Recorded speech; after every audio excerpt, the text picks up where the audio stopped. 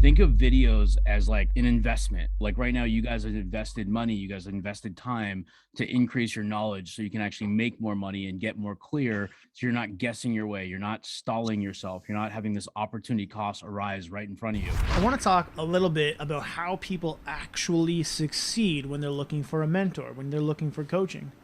Now, it might seem a little counterintuitive for me to be telling you when people shouldn't go for mentorship and coaching because that's what we sell. But that's what I want to be, is straight with you, honest with you, and tell you what to do, because that's what I want to see is your success. Look at video as also an asset. Each one you do now actually explains what you do with clarity to your target audience. So now you don't have to say the same shit over and over and over again. You can start sending these videos in emails or put it on multiple social platforms, your website, your blog, wherever it can get shared. So now you got this massive free distribution channel. And if you want to amplify it, you have paid traffic. Look, our culture is all about taking action, getting shit done, not letting trying to be perfect stop you from being great. Portland has 3 timeouts left. The Lakers have 2. Bryant to shot. We're a digital marketing agency that helps coaches, consultants, and business owners scale their ads. Then on the GSD side, we have a coaching program where we teach you how to run an effective and profitable agency or coaching consulting business.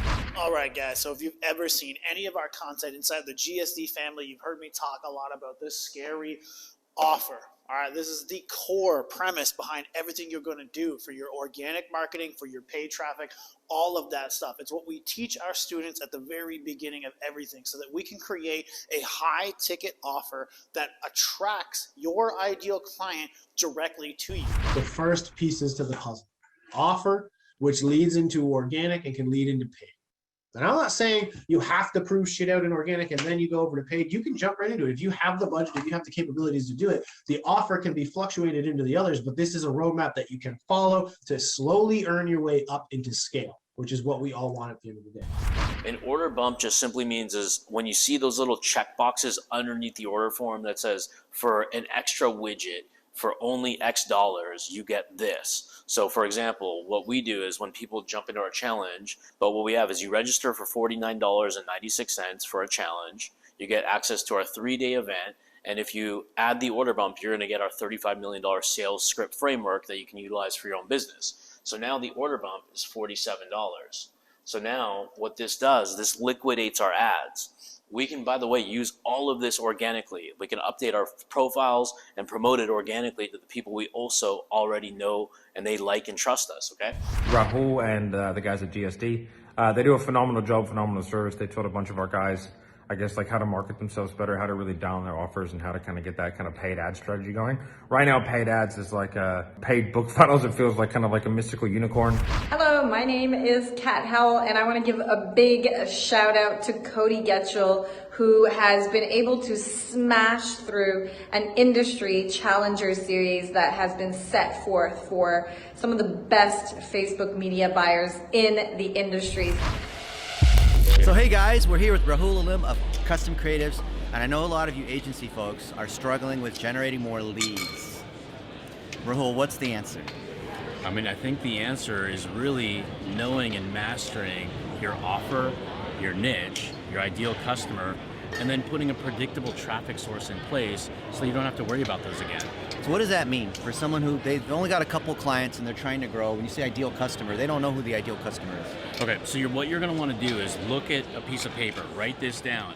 We want to talk about who do you love working with from like an industry level. Can they afford your services? Are you capable of fulfillment? And that's pretty much the first level. Then we're going to write down something called the Dream 100, which will give you guys some worksheets so you don't have to really stress too hard on this video here. But that's how you identify exactly who you work with. So when you're doing your marketing, you're doing your offers, it's actually resonating with them right away. So it's easy for them to understand and solve their biggest problems, which is going to be lead generation for your clients as well. Well, if you're an agency and need to grow in digital marketing, you've got to get in this group. Rahul and Cody and all of us here, we are generating 100K of revenue in this GSD challenge. And if you're even not in this challenge, you've got to find out how this whole thing works, because this is how you grow. This is how you generate leads. This is how you maintain great customer relationships. There's a lot of people out there teaching folks how to do 7-figure agencies. And not to say that other techniques don't work, but with Rahul and Cody, you're teaching from their direct example, and because they care so much, and I've seen them over the years, this is a great program. And unlike what I teach, which is maybe very difficult and complex, their stuff is easier to follow. So especially when you are at the starting stages, just trying to get to 10K a month or trying to get to 80K a month, which brings you to be a 7-figure agency, these are the steps you need to follow.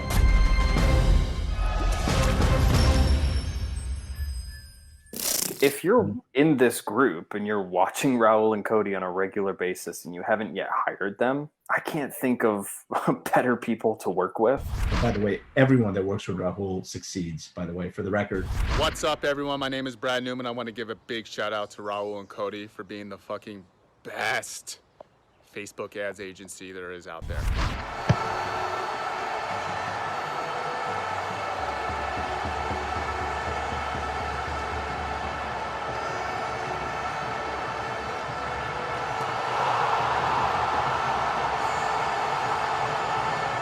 Now, of course, guys, like we talked about before, all of our students that have implemented this, that's how they've built their dream businesses. When the people have showed up, when the people get shit done, when they actually do the stuff that we give them and they put in the work, they're able to build businesses that they can rely on, businesses that crush it for them, businesses that allow them to live the life that they want, right? And what did I say yesterday, guys? What are we? We're building and acting. What are the next 2 words? We're building and acting as if. We're creating a business as if we're already that business, as in I might be my accountant, salesperson, setter, and rep, but I'm still going to set up the SOPs and roles so that as I grow into it, it can scale. And it also means creating a business based around the life that you want to live. It doesn't necessarily mean you want to make a shit ton of money. It doesn't. Sometimes you want freedom. Sometimes you want to be able to travel the world. You want to be a digital nomad. You might want to live that laptop lifestyle. You might just want to help as many people as possible. And that might mean lower your price and just live a good life, a free life, but helping people the whole way along. And that's okay. We're going to be running effective ads. We're going to be focusing on ROI. And I'm going to show you just one campaign, walk you through how we just 8x'd it just recently. Okay. So the first step is know your numbers, the outcome. Our outcome was to drive people into a funnel to collect information so they can join one of our challenges. So now we knew we had a challenge funnel. Impact. I just wanted to create a quick testimonial video for Cody and Rahul. They've been absolutely incredible in servicing our clients inside of our 7-figure CEO program and helping them with their paid traffic. And they are actually our preferred partner as well. And they are absolutely incredible at what they do. Me and Andrew have actually partnered with Rahul and Cody over at Custom Creatives, because what I found is that this is a necessary part of growth, is entrepreneurs like yourself having front-end paid ads. And the most important thing when choosing and partnering with an agency is that the leaders of the agency must be teachers first. He's adaptable across many different types of industries and niches. And if you get the opportunity to work with him, don't hesitate. Well done, Cody. Well deserved. Hey, we see a lot of agencies that are struggling because they can't get leads. They're working as hard as they can. They're not making money. Their sales conversations aren't closing. They have lots of tools and lots of crazy things to be looking at. We have got the answer for you on how you can get to $10,000 a month. We've condensed 17 years of content just to get you there. So from sales, from positioning, marketing, offers, niches, everything's not left out in this entire course. Come in, it's 11 hours of content, you'll come out with $10,000 per month.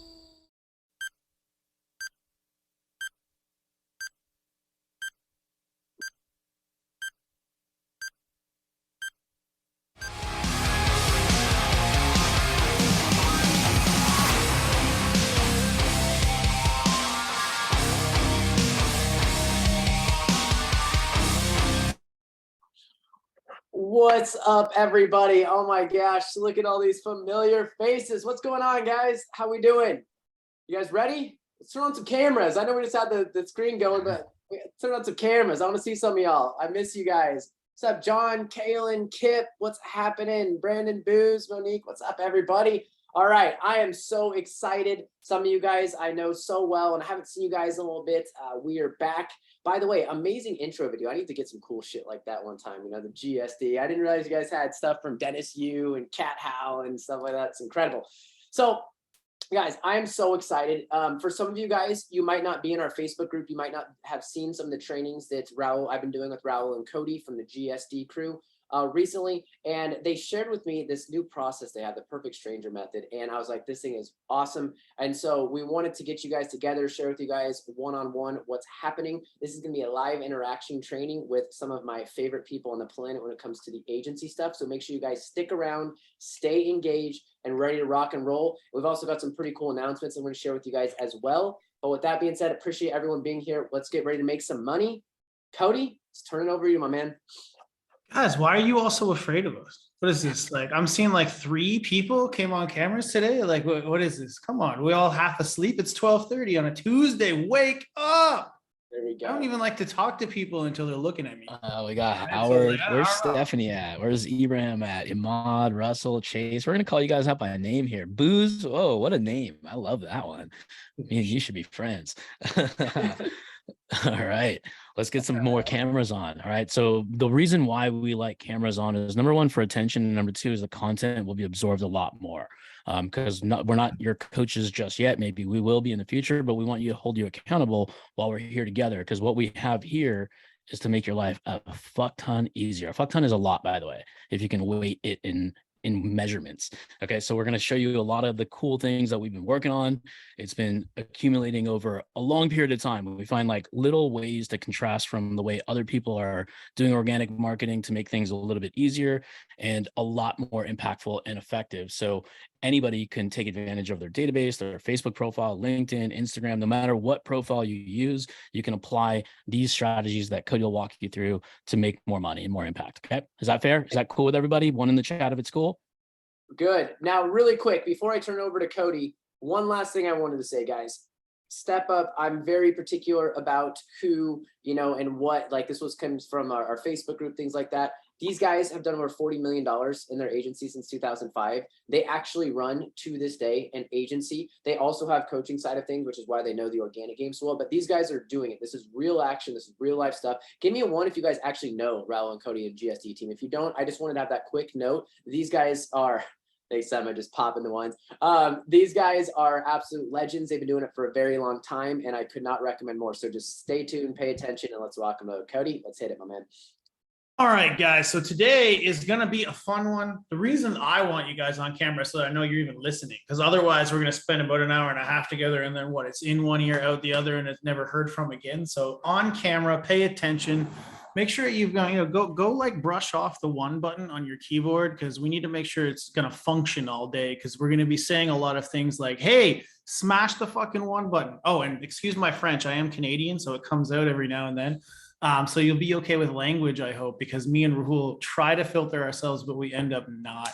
So hopefully that's okay with everybody, but we're going to do it anyway. We're going to really dig into a bunch of cool shit today, and we're going to announce a couple of in my opinion, Nick, are you pumped out about it? I'm pretty pumped out about it. Some interesting things to talk about today. I'm fucking fired up, man. Anyone who knows me, I never have energy, but I've got a ton today. No, I'm just kidding. I always got tons of energy, but I'm ready to go. I'm fired up. Let's no energy. I've been seeing the V swing all day, so all I know is Nick with energy. So I'm just assuming that's how it's going. So, all right, everybody who's here, even if you have your cameras off, push a 1 button, and then I want you to also say who you are and what niche you serve in the comments. Because one thing that I like to do on all of these live trainings is, I'm going to talk and I'm going to talk and I'm going to talk, and you guys are going to find it fucking amazing. I already know that. I've done it a few times, but what I want to do too is have an intimate experience in here. Okay, guys. So every now and then it's good to know, who are you guys? What are you working in? How can we maybe tweak what we're doing right now, currently today with you, to kind of fit your situation, right? To make sure that we're doing examples. All right. We're also going to do some Q&A sessions at the end. We're going to really dig deep, and we might even give away the replay of this and the few additional assets at the end. Okay. So I personally spend a lot of time on this shit. And so I like to reward, wink, wink, people who stay with me until the end. Okay. So wink, wink, people get free shit sometimes when they actually make it to the end of the master classes and trainings. Does that sound good? Thumbs up. People who are on camera, thumbs up. Good, good. All right, cool. So I think let's dive right into it. Who here wants to learn how they can generate about 50 to 100 free freaking appointments every single month without having to spend any money on ads? Does that sound like something you guys might want to learn? Cool. Cool. Good. Good. So I only saw a couple of people who said they know who me and Rahul are. So just as a precursor here, we do this a lot and we train people to do it for themselves. And the reason we can say stuff like, you're going to be able to fucking do it is because we've done it so many times. So it's not just, yeah, we've been around for a long time, but we've also done it for 200 plus other people now with consistent results across multiple industries, coaching and agency spaces. All right. So this is the kind of shit that if you pay attention to, and you use this, and maybe you get a little insight along the way to make adjustments where you need to, you will be able to get actual guaranteed end results. This is the kind of shit that allows you to not only build a preliminary system and create predictability, but more importantly, right, it allows you to validate concepts, tweak messaging, and get shit really locked in foundationally before you ever go do ads. And I'm an ads guy. You guys saw on there testimonials from Matt Ryder, Dennis Yu, Kat Howell, right? I got a lot of that stuff because of doing ads and organic for them. But we know what we didn't do was we didn't pour the ads money on before we validated concepts first. So I always tell people, look, ads are kind of like a person drinking alcohol, right? If you're a dickhead and you go and you get drunk, you're probably just what? A bigger dickhead, right? You're just a bigger asshole now than you were before. It's the same thing with ads, all right? It's just like you're pouring alcohol on your offer. If your freaking offer sucks, if your messaging sucks, and you don't know how to talk to your clients, then you can make the prettiest landing page in the damn universe, and it's just going to make a bigger problem for you. It's just going to light a fire on a pile of shit, and then you're going to have to stomp it out, and you're stuck there with shit on the bottom of your foot. It doesn't work. All right. There's a reason procedurally that we can use this kind of stuff to make this work. Rahul, you're the co-host on this, right? Can you let people in as they're coming in? Or yeah, okay, cool. So there's some people trickling through. So all of that being said, give me a 1 in the chat if that's resonating, if that makes sense. Drop me a 2 in the chat if I'm confusing as fuck and you already are done with it. No, just ones. Good. Good, guys. Now, who in here, drop me a 2 in the chat now if you've tried organic marketing before. 2. All right, so I'm going to call out Jacob Duval. How did it go for you, Jacob? Unmute yourself real quick and tell me, how did that go for you? Or if he can't unmute himself, I'll pick the next person. Yeah, I'm good. Yeah, so I've done it kind of off and on. It works when the offer is really well, really thought out. What kind of organic were you doing? What did you try out? Facebook, just building out my profile and then just putting out, a decent offer. Cool. What didn't work about it? Where did you struggle? Where were the bottlenecks? Just Facebook messing with me as far as like the algorithm. Sometimes my engagement would be amazing and have 300 people, saying they're interested or saying they want more more information or liking the post. And then other days, just flat out zero goose egg because, Mark decided to be a dick that day. Do you run ads, Jacob? I've tried it. I've bombed it every time. Okay. So there's a thing in ads where like, if your ad gets fatigued, you usually don't blame the algorithm, right? So I find with organic, it's people will start to blame the algorithm, right? They're like, oh, fuck, Mark's being a dick today. And that is true. It has some shit to go. But, what we do is we refresh the creative. We try new angles, right? We do new shit. And I think I want to go through a few things today on what we need to do in those situations, because it is, it's a give take relationship as it is with everything. But there's ways and strategic ways around those kind of things. That kind of makes sense? For sure. Yeah. Love it, man. Thanks for participating, guys. I'm going to do this every now and then. So that's why I want you guys to be here and showing up. I want you guys to participate and get maybe some more specialized advice just to your situation. It helps you guys grow a little bit faster. So. And by the way, I just want to throw this out there really quick. I've bought a ton of your guys' ads and stuff before, and your ads absolutely work for the paid traffic side for real estate. What I was specifically talking about was getting more agency clients. But as far as like your real estate copy and your real estate ads and images and creatives, I still have ads I'm still running that I bought from you like years ago that are still producing results in money. Just want to throw that out there. You guys rock. Appreciate the kind words, Jacob. I love it. I knew I recognized your name from somewhere. I've seen you around. I know I've seen you probably in the other groups and stuff too. All right, who's Yeah, ready? I'm not in video. I'm just, I'm naked right now. Well, that's an acceptable excuse, I guess. All right. All right. Now that we know Jacob's naked, we can all move on with the rest of the presentation. All right, guys, who's ready to get some shit done? Drop me a hell yes in the chat if you're ready to dive in a little bit on how to find your customers free, fast, with a purpose, just using your Facebook profile. What did I say? Hell yes. All right, we got some hell yes. Chase is up in here. Ben's up in here. Kip's up in here. Yes, yes. Emmanuel says a little bit more French on it. Perfect, guys. Good.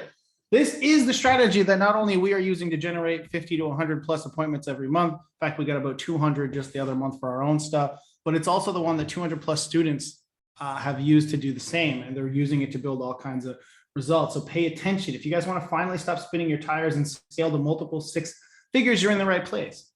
Why? Why is it something that does it? Because this is something that creates predictability without a huge expense. And that alone, increased margins, trading time instead of money, predictability is something that allows a real easy, nice foundation to be laid to be able to pull the levers and expend resources in other places later on. And I really want that to kind of resonate with you, because as early business owners, or even as late business owners, I mean, we really crushed it after having a lot of six-figure months. We poured a little bit more effort into team over here, and it absolutely crushed it even further. So it's not just people who are starting out, it's all the people all the way up, but it's predictable, actual results. And that's how you become stable. All right. Now we have two things that we can invest in life. We have money and we have time. Organic is more on the time side. Then you can invest money into replacing yourself in the situation, it's in the system, and it allows you to kind of scale that up. Now, we don't have time today, guys, to show you how to build a complete $1 million marketing agency, get back your free time, enjoy your business. All of this kind of stuff is other pieces to the puzzle. Now, we teach, and Nik teaches a lot of these other pieces, right? But when we do these trainings, we're trying to hyper-focus down on one core piece that you can really use to get started and have foundations built. But there is other stuff, paid, sales, systems. These are the things that we truly like to focus in on to be able to complete the puzzle and actually have that stability, actually have that full business. Today, we're really going to dive deep on offer, and we're going to dive deep on the organic use of that offer, specifically through Facebook. Now, we also teach organic on Instagram, LinkedIn, cold email. A lot of these messaging techniques and audience building techniques can easily be transferred over to these other platforms. So keep that in mind as we go through it. Today, I'm just, as always, guys, we're pretty straightforward. So any of you guys that know me and Rahul, right? You guys have been around our shit, you understand, and Nik, honestly, I'll throw this out for Nik too. Straight shooters, right? We're not beating around the bush and saying we're not doing one thing and doing the other thing. This is an introduction to a lot of shit, and we're going to provide a path forward where we can provide insight and help you do this with you along the way afterwards. Obviously, none of us are new here. That's how this shit works. But just so that you understand our form of communication, it's always going to be upfront. Okay. So after this, right, we're going to make this really good for you today. You're going to be presented three choices. You can do it on your own, screenshot some slides, watch it over and over a few times for those of you who stay to the end and get the, wink, wink, right? Totally cool with that. It's the internet. You guys can do whatever the hell you want. That's the point. And we're going to give you enough to actually take some action today and make some damn money. That's my goal in life always, is to never leave a single situation without it being to help the people in front of me and have them actually achieve results. Two, you can book a call with our team to ask any questions. All right. We're going to do our best to answer those questions here, because the more time I can save you, the better it is to focus on your business and family. And three, you can book a call to hire us directly, train you, train your team, get guaranteed results. And we'll go over all of that kind of stuff at the very end to make sure that you guys know what's going on. Does that sound fair to everybody here? Drop me a, I don't know, hell yes, or a Krusader, or what's the symbol for Crusaders? We have a GSD. Do you have like an abbreviation, Nik? Is it like KD? Or is that too much? Or is that Durant's thing, so you can't take it? Like, what is the abbreviation here?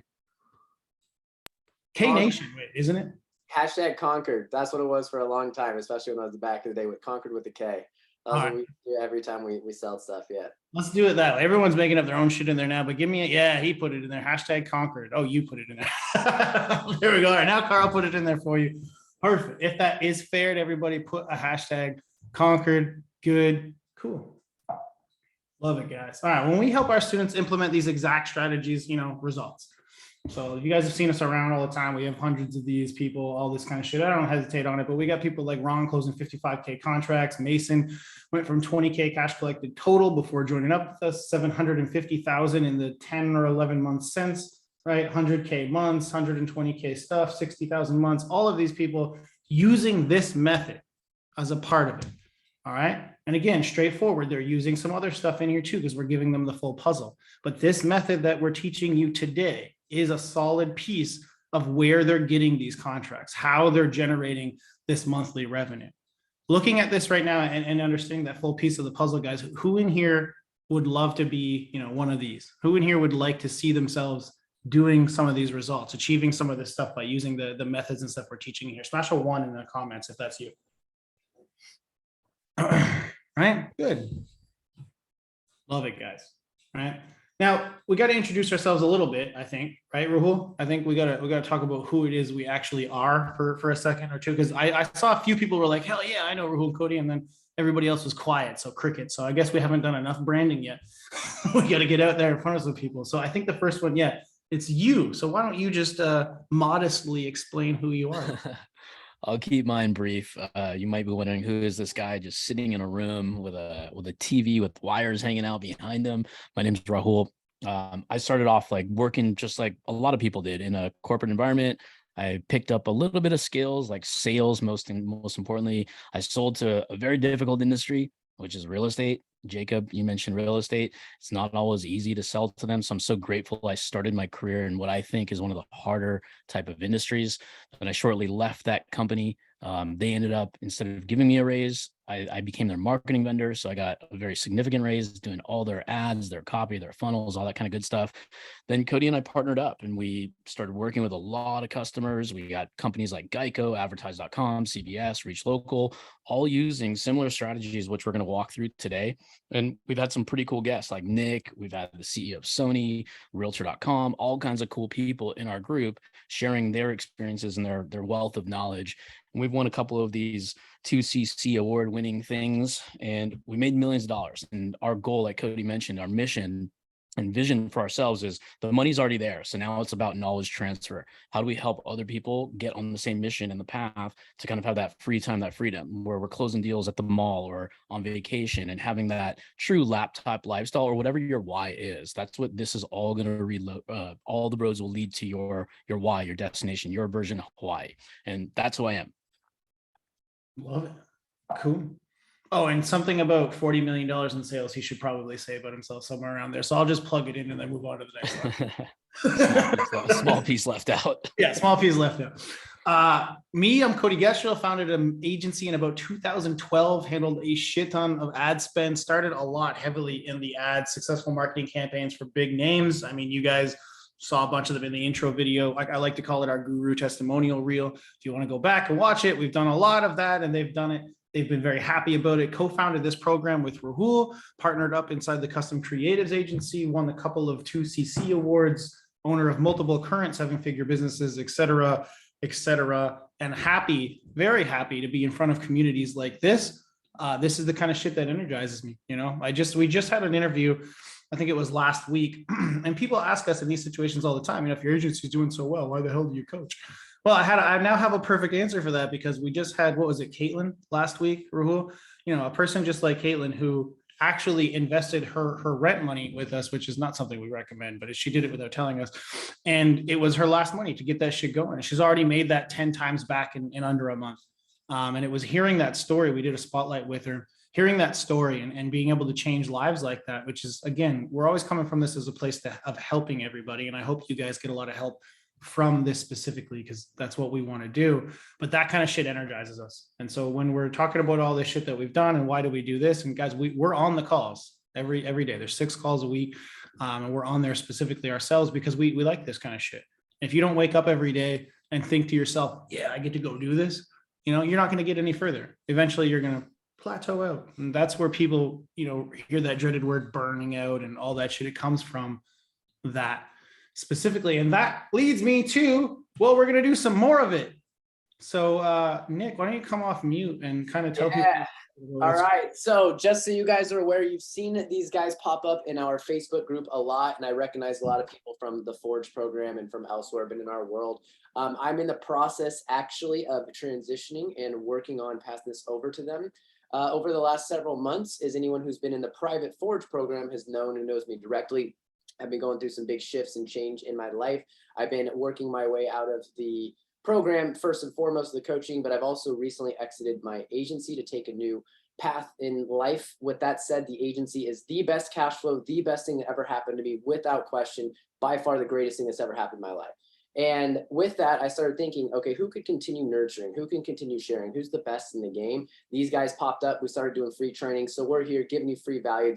They've got this organic stuff dialed in. In fact, they're better than me in organic stuff. Like full stop, no question. Although I hate that term, fucking full stop. But regardless, they are better than me. And so we are announcing a partnership. We're transitioning, working with them over to the GSD Nation. We just wanted to make that clear right now in case some of you guys are wondering what's going on. Why are these guys popping up in the Krusader group? I'm transitioning a lot of stuff over to them, but you're in good hands and well vetted. And I had to make sure that they were good people. So couldn't be happier. It's exactly what I wanted to be working with and share some of my audience with, so that you guys can get continued education, so you guys continue growing, continue moving forward, because these guys have the longevity and the track record that is unheard of in this space. All it really means is all the shit you were getting before, all the value and all the amazing shit. Now you get a couple more people with even more experience and even more insight and even more shit to give you guys, to come in and give you value and to provide you with more opportunities to grow. And I mean, I'm pumped about it. We love Nick. We've known Nick for a while. I know Rahul, you guys have hung up for a while, since back in the Billy days. Is that what it was? I don't even know, but 4 years. Right. So, this was an easy thing to agree to do and a transition to make. And I mean, from my perspective, I'm pumped out about it. If you guys drop a GSD and or K Conquer Nation, I'm going to have to get used to that in the chat. We'll know you guys are pumped out about it too. What about you, Rahul? How are you feeling? This is gonna be fucking phenomenal. I'm surprised we didn't do this a lot earlier. I mean, I've known Nick for a long time, had high regards for Nick this whole entire time. I already knew we'd be doing business in some way or another. Now we get to collaborate, not just on this, but other stuff outside of just the agency world. So I couldn't be more excited than this, not only for everybody who gets to watch and learn some new tricks and tools of the trade, but also for Nick in general, because he's been such a remarkable leader through this whole entire process, kind of showing up and sharing what works in his agency and then transitioning that knowledge to everybody. So I'm super appreciative of this. Love it. So we want to get that out of the way, guys. That's why we've been in here so much. We're going to do more of it, and I can't wait. So Rahul, I want you to do something real quick with these guys, okay? This is a visual exercise. Who wants to get clarity on their goals and their path and all of the things that they need, and to visualize their success a little bit? This is not woo-woo shit. Really, we're not that way, but it is good to sit down, get energized, and get clarity through a brief little exercise so that we can dive into this. These are tools to get to the end result. I always want to be knowing where I'm going and working my way backwards from that first. So if you guys are down for that, drop some chases, got it. Drop some fire. I like that. Drop some fire in the chat, and we'll know that you guys want us to do it. If not, we'll just keep going. Is the Swedish flag fire? Is that, there we go. All right, cool. Good. Clear is working too. Go ahead, Rahul. All right, give me 2 minutes. Let me just pull up my visualization exercise sheet for everybody. So while I'm pulling this up on my other laptop, why don't you guys kind of reiterate some of you guys missed? I saw that you guys have like a lot of cool industries in here. Can you guys drop what it is you guys do and what market you serve, just so we have that for everybody? For those of you guys that missed, drop it again, because I saw some cool ones like dental, financial education, all that good stuff. Just give me one quick second.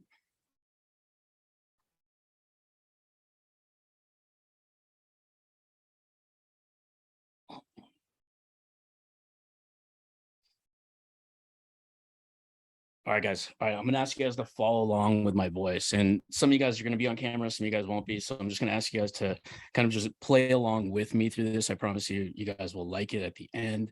Let me know what you guys think. But if I can ask all you guys to kind of like close your eyes so we can get in a state of mind. And the purpose of this is to get us in our peak performance. It's not for any other reason. This isn't going to be some Tony Robbins rah stuff. We're not going to dance to Britney Spears or dance like we're crazy. So if everybody could kind of follow along with me, just kind of close your eyes and we'll just take a few minutes here. So once your eyes are closed, what I want to do is just 5 deep breaths. And I want to go in through the nose, out through the mouth, but I want you to exaggerate the shit out of it. Even if you're at Starbucks, even if you're at the library, just go in hard, out hard. So, okay, so follow along. We're going to do 5 together. 5 deep breaths in through the nose. Let's go. Number 1. Big exhale. Next one.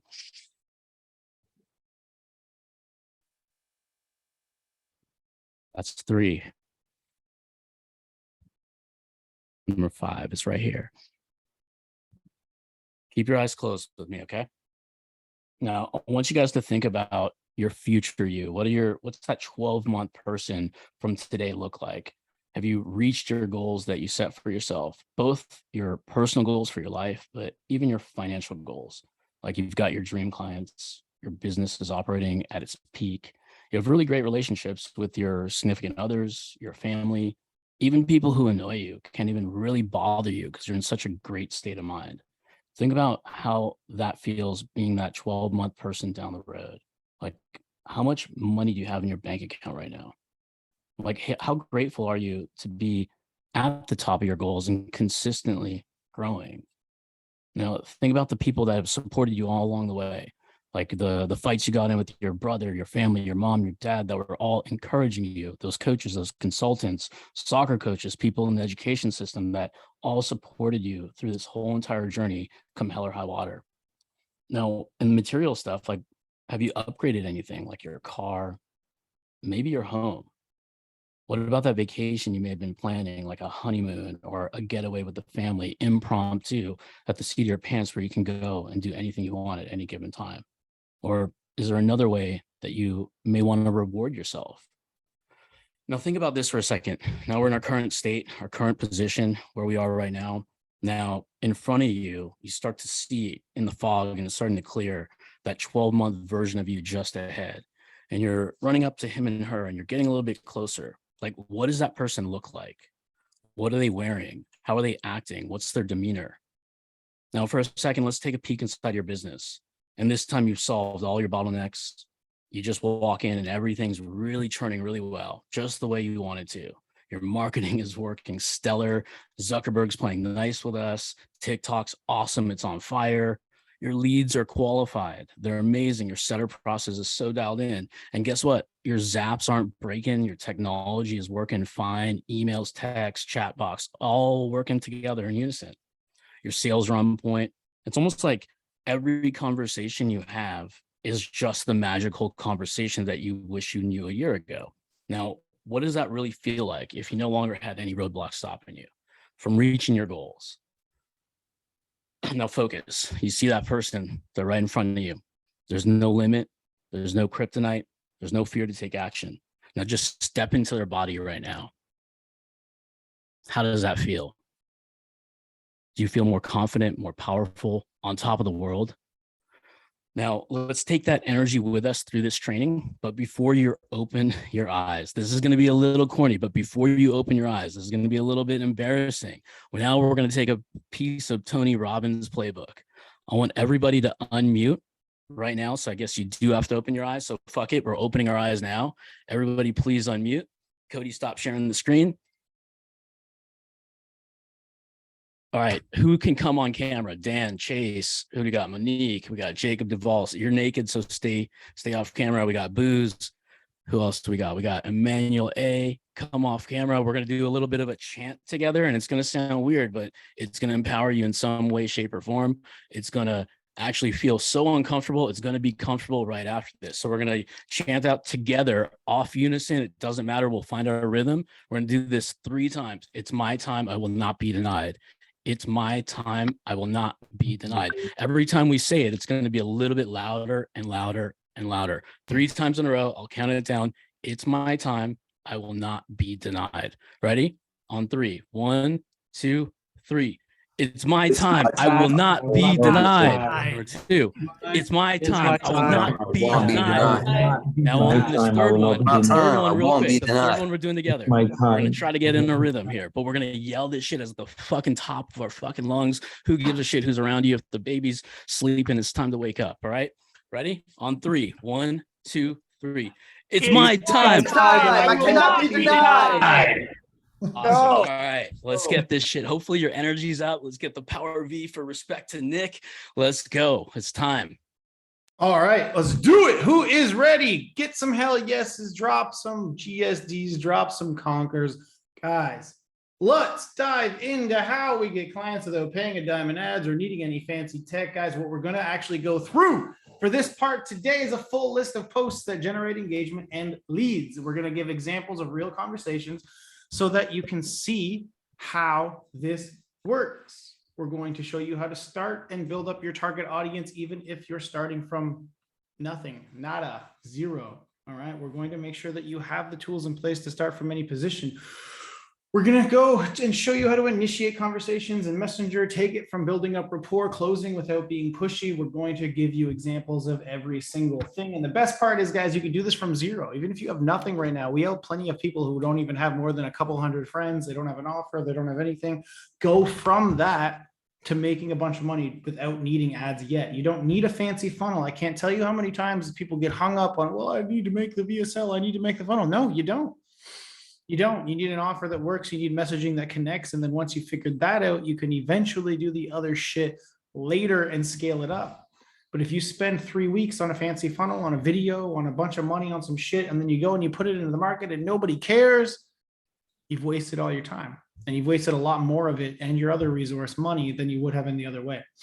All you need is a desire to be great, want a transformation, a cell phone, and to implement the shit that we're going to go through here today. The 7-step perfect stranger method is as such: identify your niche and create your scary offer. Set up your profile funnel to maximize your results and enhance the visibility of your offer. Join groups that have your ideal customers. Add friends to your network that you want to do business with through these and other hunting grounds. Post scary strategic content. We're going to go over what I mean by scary content in a second on your profile on Facebook and other platforms if you want to use them, that adds actual value and then also gets people to engage, raise their hand and say, yes, I want to do it, and engage with people that express interest on both the posts and Messenger. Close more ideal clients comes next. When our students do this shit, they get consistent sales that they can count. I heard somebody trying to screenshot it, but they were too late. Here, I'll go back. Whoever was unmuted that tried to take that picture, you took the wrong one. Do it on this one. You got 5 seconds. 5, 4, 3, 2, 1. Good. Over here, guys, they're doing it. They're making sales. They're booking a bunch of calls. They're getting recurring revenue. They're doing all of this shit over and over and over and over and over again because it's predictable, because it's consistent, because what we control is our inputs, not necessarily our outputs. I'm going to show you a bunch of levers you can pull here with us today that allow you to increase predictability in who's booking, who's talking to you, who's responding to you. But what we have total control over every single day is how much we show up, how many things we do. And I'm going to dive deeper into that in a second. First, the scary offer method. We went live a little bit about this the other day. Why is this so important, guys? Well, it's mainly because 90% of the success of your campaigns truly comes down to your offer. I cannot tell you how many times I've seen the shittiest Microsoft 98 freaking website with a good offer outperform the most beautiful landing page you've ever seen that has a shitty one, over and over and over again. And like I just said a minute ago, what do we spend most of our time on as marketers? Most of our time working on the beautiful funnel, shooting that amazing video, all of this shit that we think is important because we learn these skill sets. In fact, drop a 1 in the chat, guys, if you've ever spent more than a week creating something that you thought was going to be absolutely amazing, and then you put it out in the world and it absolutely flopped, right?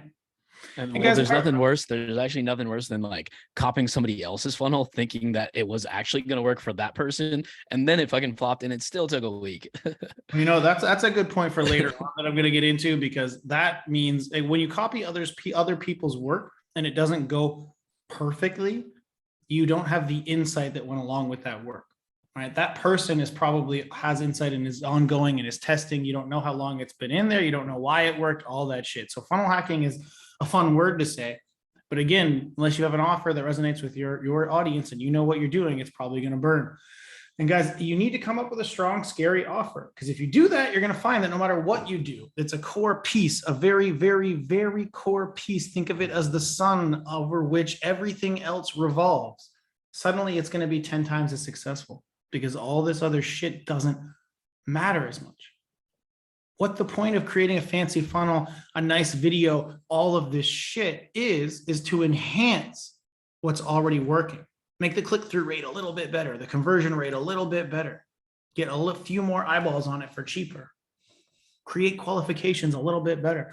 But none of that shit matters. Those are all filters, right? Those are all filters that do more and more and more.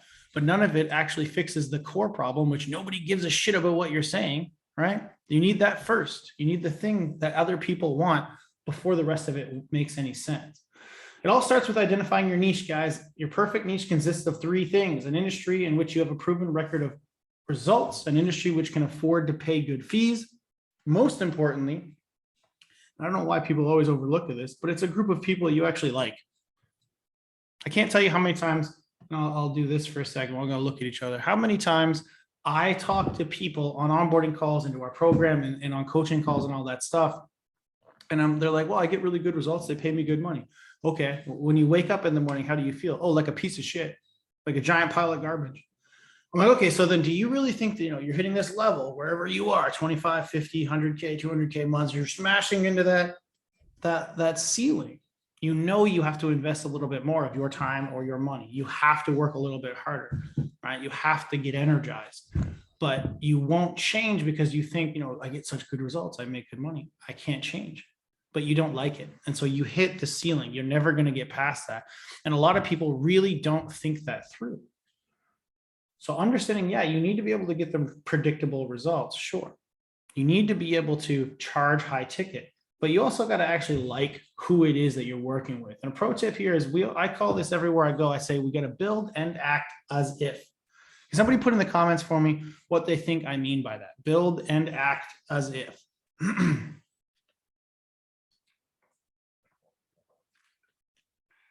This is where we prove if anybody's awake, everybody's asleep. Build and act as if. What do I mean by that?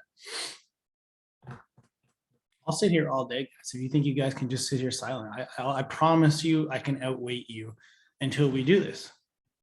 Build and act as if. The way our Zoom is set up is that you can't leave until the question's answered. So we programmed it. Your camera will stay on. All right. I'm getting a bunch of there we go. The clean version of fake it till you make it. That I kind of like that explanation because, I guess that kind of is what it is. It's not fake it till you make it. It's not behaving as if to other people that you're already successful and lying to them. It's building and acting as if I've already have the company and the life that I want. So in a sense, it's like, if I'm my own accountant, my own marketer, my own salesperson, all of this shit, I should still be building the business as if those roles exist as they should, which is separated. SOPs, processes built into that so that I can grow into that business. And I should already act like I'm the kind of guy that can go on vacation all the time and spend time with my family. And I should be blocking off those time periods and having that all so that I can grow in to that lifestyle. I hate the word manifesting because it's not magic. But if you plan something properly and you understand how to grow into it, you really can create that life that you want. You can build and act as if you're already there and grow into that you've already built. And that helps a lot with a niche, does a lot of that work for you because really it's who you're going to be spending all your time with. Now, the recipe for success, guys, a perfect client, right? Proven results, high ticket business, as in they can pay for you, and it energizes you. Seems simple because it is. Doing this allows you to have a foundational core piece in place that makes it work, that allows you to build upon it, spend the time and energy to grow. Find the perfect synergy between these three things, guys, and you found the first piece of your foundation. And once you know your market, now you can do the next important thing. Now, this is the reason. Why do we want a niche? Because if we're trying to talk to everybody, we end up talking to nobody at all. I help small businesses. I work with B2B. Yeah, what are you going to say to that? You almost are forced into using your own language to describe shit in those scenarios. You have to say, I generate traffic and leads and use Google and Facebook. You can't mirror their emotional language back to them because there is no emotional language for a broad group of a million different places. And specifically when we're doing organic, we need to be talking to a person. We need to be connecting with them, with our content, with our messaging. Everything needs to relate back to something that they actually want. Right now, if I asked most of you what your actual offers were right now, if I was doing a one-on-one call with all of you guys, I would get a lot of the same thing. I generate client opportunities through Facebook ads, through Google, through SEO. I get you ranked #1 on Google. I help you build a website that will look amazing and generate business. I help you generate traffic to your thing. I help you blah, blah, blah. It's all the same marketing jargon, right? Now, if you see what's wrong with this, right, your average person and client can't possibly connect with what you're saying. You think it makes you sound smart. You think it makes you sound articulated in this industry specifically, and it does to other marketers, but to them, there's certain triggers you're not understanding, right? Clarity sells, clarity scales. So if you use words that they, #1, don't understand, you're going to run into confusion, and you're going to run into, at the very best case scenario, I got to think about it, because they don't have clarity on exactly what your offer is going to achieve for them. Okay. The other side of this is certain words have become triggers. You know, for those of you that work with people like real estate agents, right? They've been getting hounded by marketers for so long that words like leads no longer sound like opportunities to them. They sound like work. It sounds like the worst month of their lives because it's a whole bunch of shitty people that they're going to have to call and do the work with. And so understanding what are these trigger words? What are these industry specific issues that people are running into over and over again, and how to avoid it by using the language they would use to explain their stuff? That's what we need to make happen. How do we do that, guys? We got to do our research. And if we don't have clients, or if we don't have onboarding and offboarding surveys, which, by the way, any of you guys that have ongoing clients, you're bringing in consistent business every month or offboarding consistent business every month, onboarding and offboarding surveys are the best source of this. So for our programs and our agencies, we have an ongoing onboarding survey for every single person. We have an ongoing mind map, which maps out the concepts, and then word maps that map out the most common words that we see in these things. And a lot of that relates back to what we do for our marketing, our ads, our organic. It helps a lot. If you don't have those, right, if you're fairly new, pay for an hour of somebody's time. Take somebody out to a research lunch. You probably, through somebody, if you're thinking about working in a niche, know somebody in that niche or know how to connect with somebody in that niche. Give them something for free.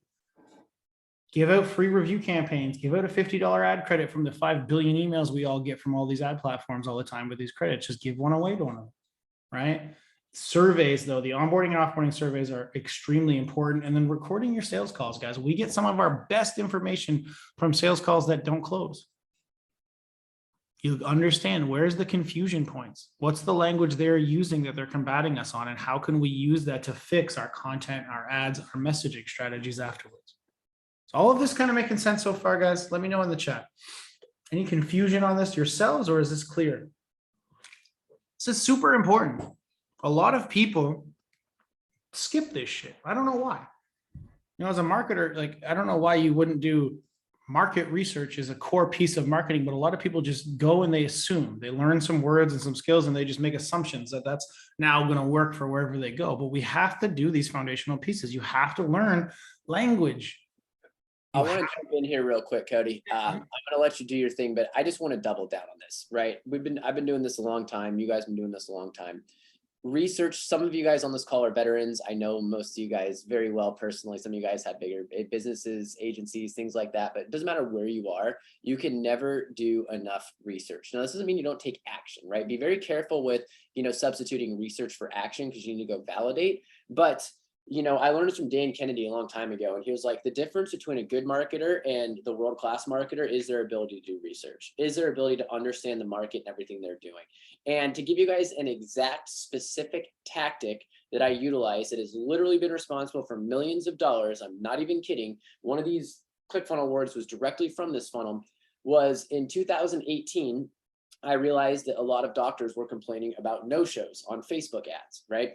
And hell, our clients were complaining about no-shows on Facebook ads. So what did I do? I built the revolutionary branding strategies to eliminate no-shows forever. And that was my marketing. That was my message. And no-show, and the no-show epidemic was one of the best ads I ever ran. Sema can probably still remember the ad funnel for that, right? I literally took what their problems were, what their objections were, and I literally just rebuilt it on the front end and changed it, right? So those are little things you can do. You take the customer's language, the client's verbiage, and you just reposition it on the front end. It's game over, game changer. Do not sleep on this part and think, oh, research is boring, blah, blah, blah. No, research is everything. I mean, just think about that though, right? Why does it work? Because you're repeating the problems they told you they had. You're going to solve the exact language, like you're using the language they gave you to say you're going to solve that problem. No shows are a huge problem in our industry. Okay, I took them away. Oh, all right, yeah. Clearly you use them. And if you can say it in a way and articulate it in a way that's clear and obvious, then you win. Right. And that language, right, when everybody's always saying, it's impossible, everything's a red ocean, whatever, man, find a way to stand out. And that's really what the scary offer is all about, by talking to them and by expanding up on that. So what do we want to do? What do we want to research, guys? It's their biggest pain points. Like what Nick was just saying, biggest pain points. What was his biggest pain point? It was the no-show, right? And he pushed on that. Their biggest desires, right? What do they want? Never be working on weekends, more time with their family, more money. More is usually the answer, even if it's flawed.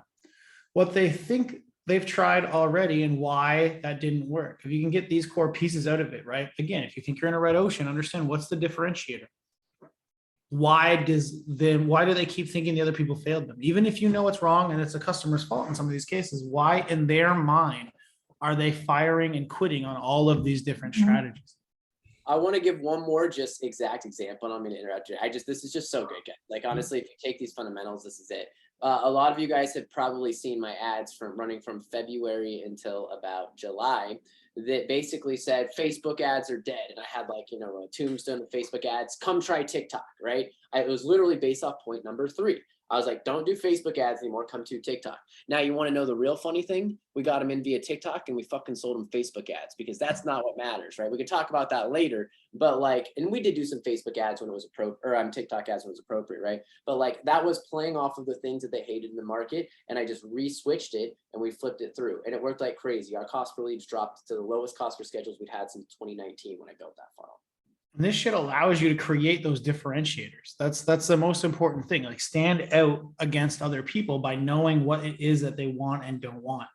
And understanding industry lingo. What do they want? Clients, ROAS, customers, or do they want things like patients, roofs, jobs, installations, right? How do they describe their end result?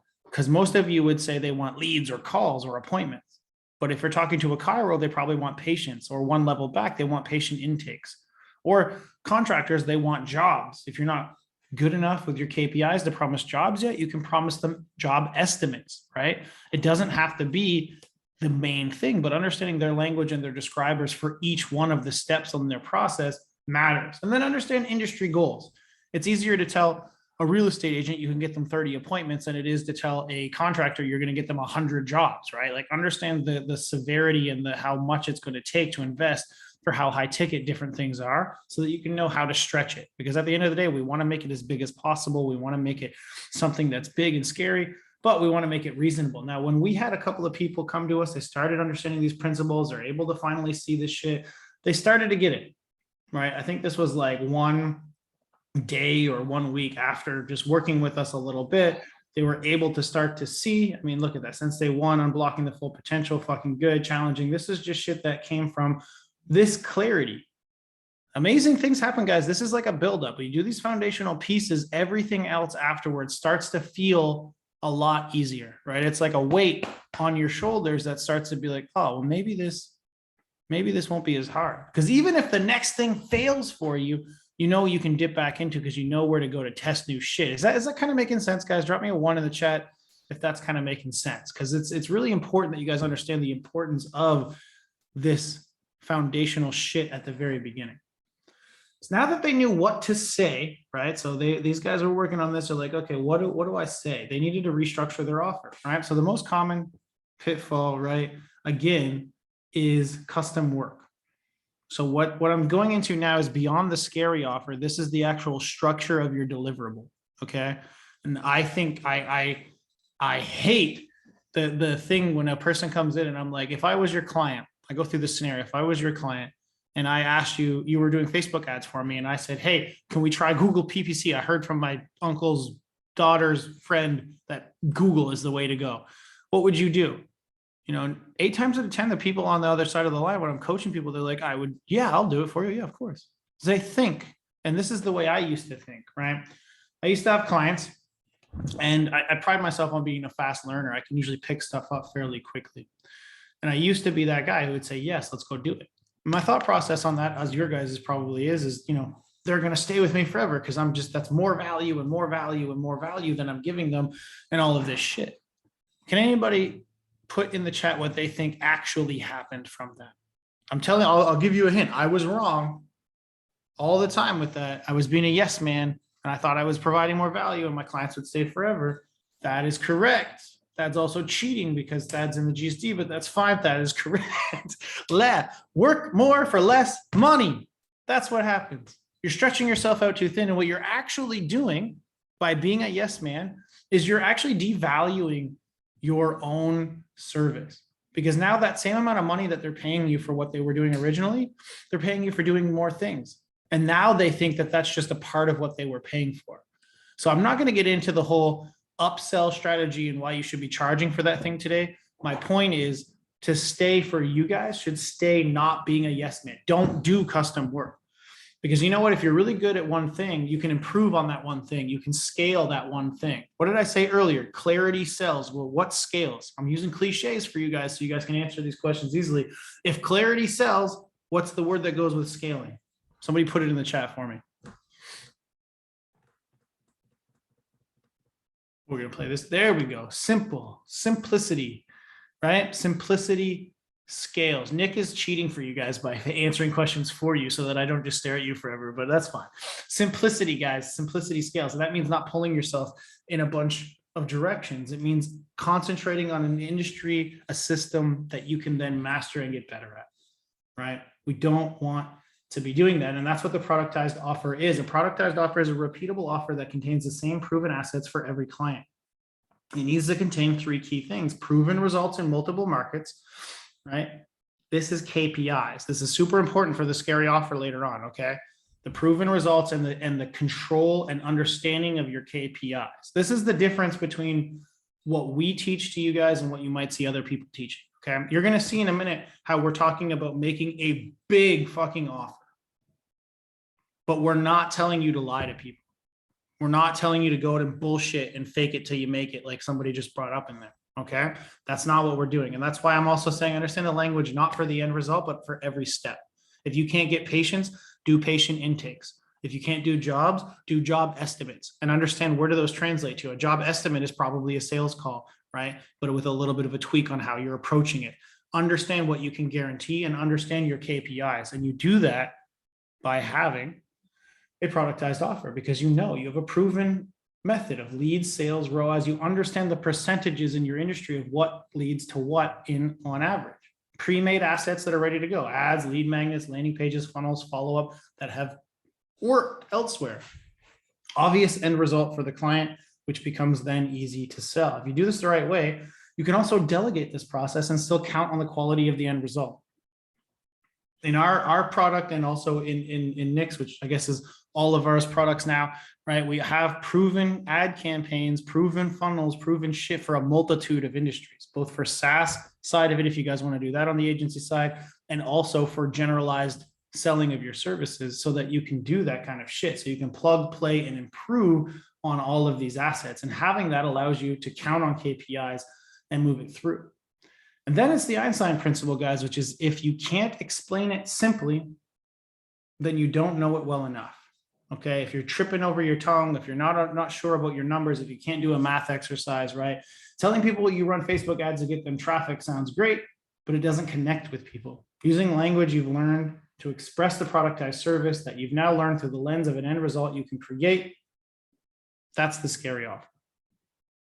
It's a big can't say no promise, which is anchored by end result. Okay. The easier we make it to understand the Einstein principle, the easier we make it to understand, the easier it is to fill your calendar and close deals. It creates risk reversal. And if it scares you to make it, so when you make this today with us, all right, if it scares you to put it out in the world, then it scares your competition too. And that probably means you're on the right path. It probably means we're creating a degree or two of separation between you and everybody else that's trying to contact those people. If we do it right, this is how we can stand out in a red ocean. So what's the formula, guy? It's a big end result using the language of your client, using the research that we've done, plus risk reversal, and then also plus specificity, and that equals a winning front-facing offer. So I'm going to do this real quick for you guys. All right, I want to just show you a thing. So this is the scary offer formula.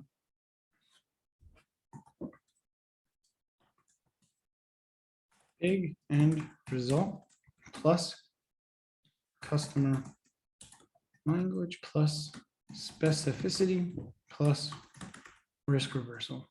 Okay, this is the formula full on right now.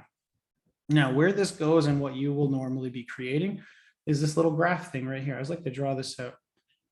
Okay, this stands for results, this stands for time, and pretend like this is a flat line and I can draw like a normal human and not like whatever the hell this shit is. Hold on, maybe you could, that's too late, whatever. All right, so then this is what we're doing, okay? So this is your offers. Now you've got a few, you've got this one up here, this one down here, and this one. This up here is where your scary offer goes. This is your biggest, boldest promise you can make, okay? Doesn't matter how much money they would have to spend, how much time they would have to spend with you, none of that shit. This is your scary offer that starts the conversations. Then we have what's called a base camp. And down here, we have our audience builders. All right.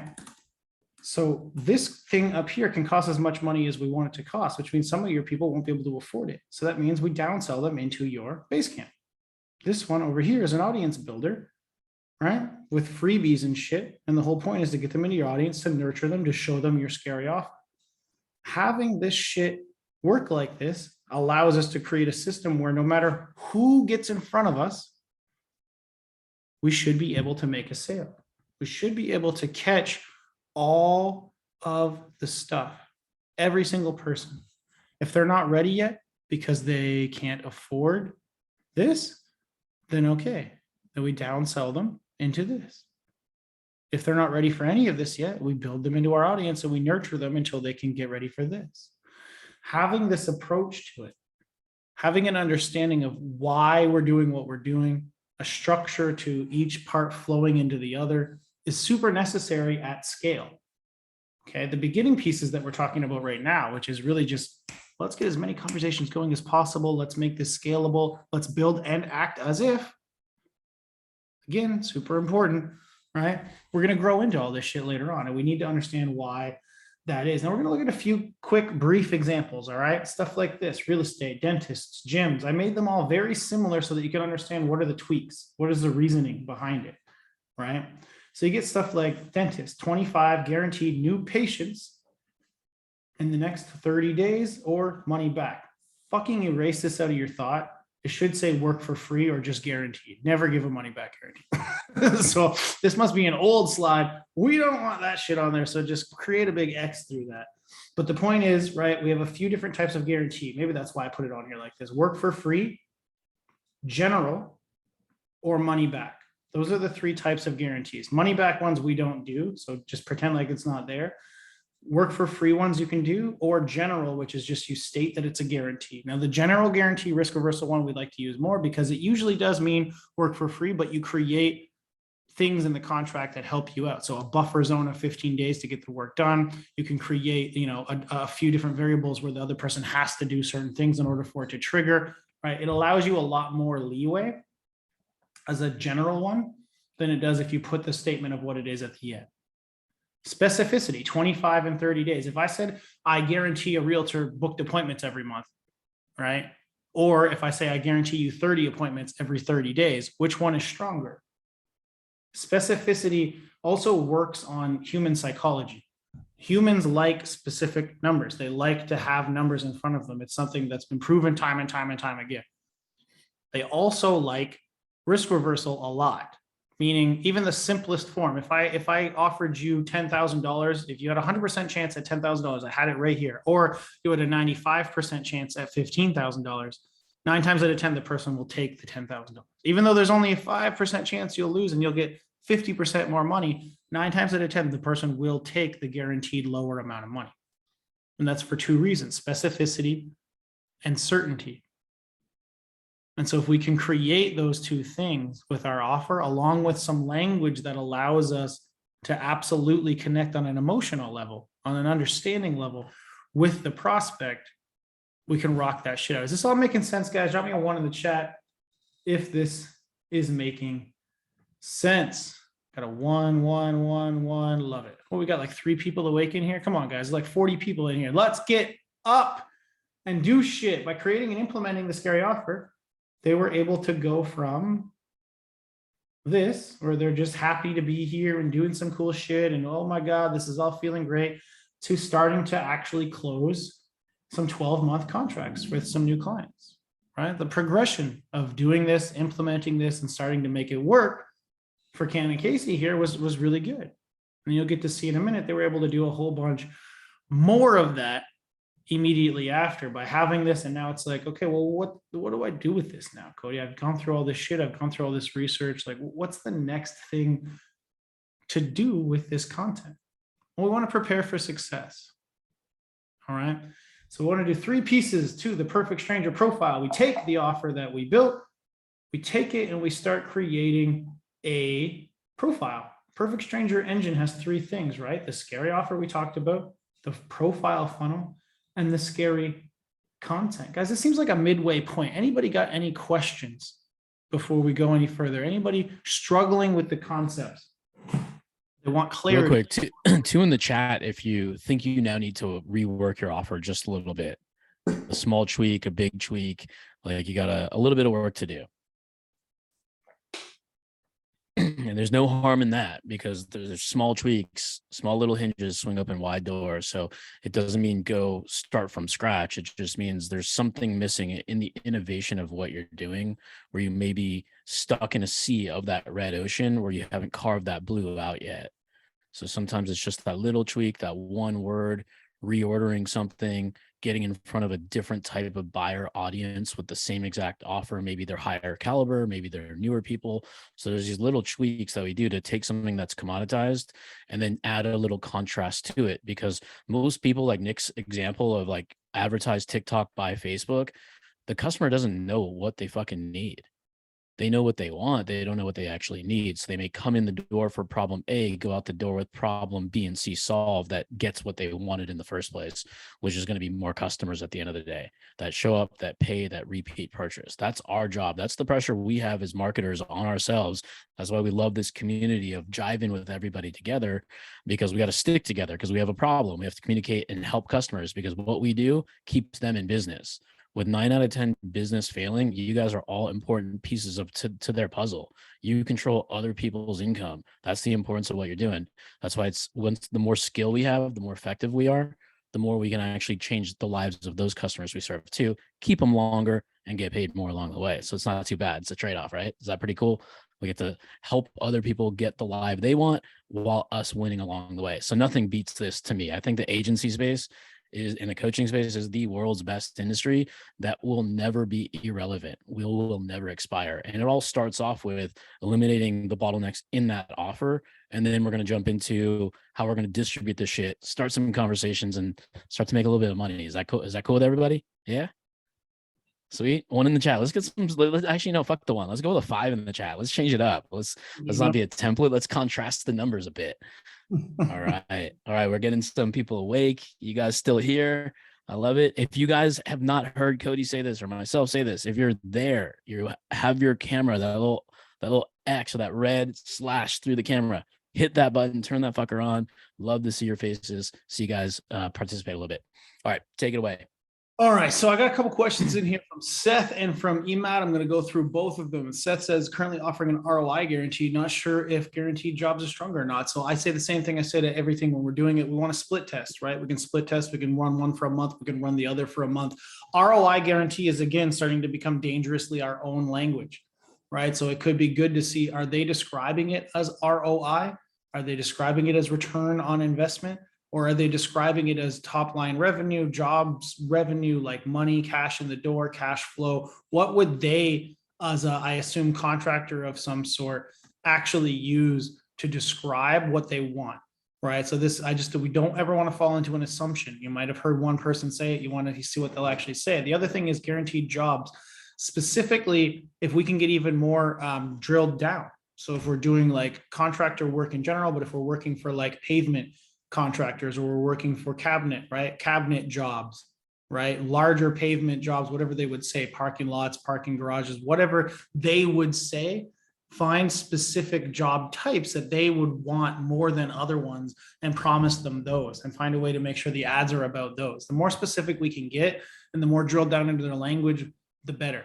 Then we just want to split test it the same way as we would with anything else. And then go ahead, Nick. I want to jump in really quick because I have a tremendous amount of experience with this, Seth. Because as far as I know, like, I mean, hitting the market with ROI guarantee, I hit it in early 2019, way before certain other people. It just caught on like wildfire, and then the risk reversals have gotten like crazy. I will say that saying that we're going to get them 15 to 20 new patients guaranteed performs better than ROI guarantee, especially if you can't do a sweet ROI guarantee, right? And so I'll give you a quick example of this. When we say that we guarantee, so part of our process is at the end of the day, they're going to guarantee a 2-to-1, but we only use that as like a last remorse. We don't lead with that because they'll hear 2-to-1 sometimes and they'll be like, well, I can't even pay the bills with 2-to-1, like 2-to-1 on profit, on net. And then you get into all these conversations that like suck, right? And I'm like, no, dude, like, I don't know what your fucking profits are. Like, I'm not going to go after your margins. I'm saying you're going to get cash revenue. So I would actually split test like Cody said, but I will also say, I think that unless you can be very specific or you can do a 3-to-1 ROI guarantee or more, then you're probably better off guaranteeing specific jobs. Again, that's a guess, but that's based on my experience. The 2-to-1 ROI guarantee it works in some instances, but it can also turn off our bigger clients because they're like, that doesn't keep the lights on. And in medical, it doesn't keep the lights on. You need to get 3-to-1 for it to make sense based on overhead and practitioners and equipment costs, things like that.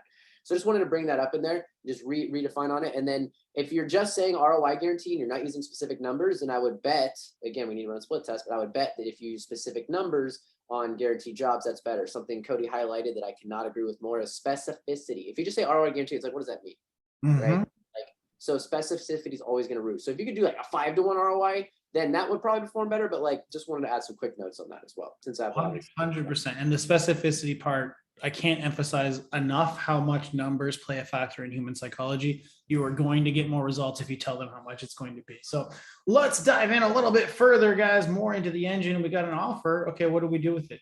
What do we do with this offer that we've got now? Well, with those tools in hand, we need to now make a profile funnel. Profiles need to clearly explain what we do, offer the scary offer with value, and be designed to both look good and stay consistent so that you stand out. Everything should direct people to your CTA. Everything on your profile as a setup should direct people to your scary offer in a way to take action. If you optimize it properly, okay, you're going to move all your new Facebook friends to the next stage in your funnel. Whether that's going to be a group, a chatbot, an email list, a lead magnet, a direct call booked directly for your scary offer, whatever that might be. The objection here is to warm up your personal profile friends list so that they're either ready to buy from you or listen to more to what you have to say next. Specifically in this situation, right? We have to understand that we're earning our way to hot conversations. And a lot of what we're talking about right now is creating hot, right? So we have cold, warm, hot. Okay. Everybody wants to just talk to the hot, right? The people who have actually engaged, right? Cold is strangers. Warm friends or group members. Hot is engagement, right? Everybody wants to not have to cold DM people all day long. They want just to talk to the hot engagement. Well, you have to build that up. You have to earn your way to hot. And you do that a lot through the use of the profile funnel. We have to earn our way to having these hot conversations because at first you don't got any. So either you wait until you've warmed your way up, or you get okay with sending some of this stuff out to some other people and starting other conversations. There's just where you have to put the effort in. The objective here is to warm it up, and so that you can get those hot conversations. Optimize your profile, guys. Create things. So you can see an example here, a few different ones, right? We've got our group where we had the featured photo for driving people to our group. We ran a class just similar to this a long time ago, the Perfect Stranger 1, right? Where we said, okay, register for this. They'd click and they'd see this CTA. If you go to my profile now, you'll see another similar one, only now I think it's driving currently to the group, right? So you go this and you'll see a CTA. Here's the CTA, click it to join the group. Here's the CTA, click it to do it. I think every one of these, like another marketing thing over here, right? You're driving it to here all the time, having this set up to do it. You're using your bio below it, the space that you have to say a CTA with an action. DM me this to get started on it. And you're pinning a thing to the top, which is a scary piece of content. And you're doing content that stays consistent and drives engagement and links to some other stuff, right? So all of this together allows you to create a system in which you're warming up new people that are coming in through your engagement, through your posting of content, through your adding friends that are seeing immediately what it is you're trying to get them to see. They have the ability to take a first step of action into your ecosystem, into your life, and be able to make that happen. When our students finally built this shit, they had a predictable way to start conversations, right? We had some people actually, go off and create some other systems based around this and some other stuff, right? Doing this shit works organically. 15 discovery calls, 5 follow-up calls, 2 deals already from the Perfect Stranger method, 11 booked appointments, right? Go ahead, Rahul. I heard you. Yeah, so yeah, you guys know what I'm about to talk. So like the example of Cody's showing you is he's a marketer. He's selling to marketers, right? Now in these examples, like Carolee, Charlie, Oros, like he sells to realtors, difficult shark infested waters, right? Denise, she's a realtor that also sells to realtors, like helps people with marketing. Adam Lucerne, he uses our Perfect Stranger method as another marketer coach. Alvin Reyes, he's using this as a white label. So he's looking for other people and even direct customers like the UFC and taco stands and all these people trying to do YouTube ads to build their business. So there's a wide variety of this use. It's not just for marketers selling coaching. It could be for marketers selling to contractors, to lawyers, to doctors, to dentists, all the things that you mentioned. This whole entire organic process is highly, highly relevant.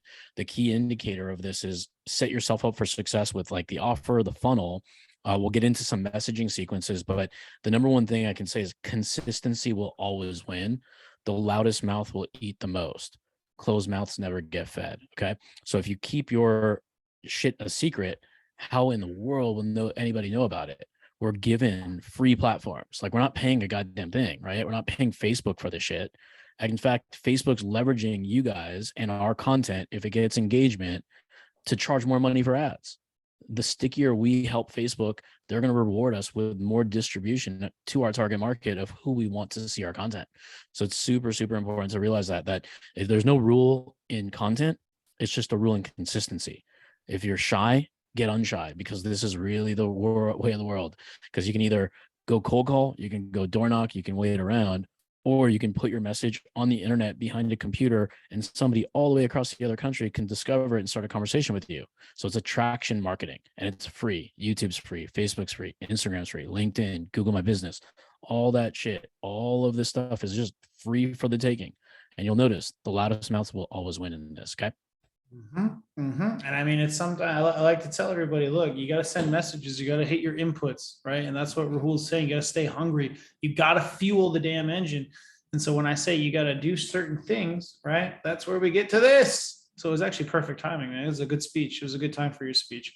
I like it because this is the fuel. These are the inputs, guys. You've heard me say this a few times. You control the work you put in.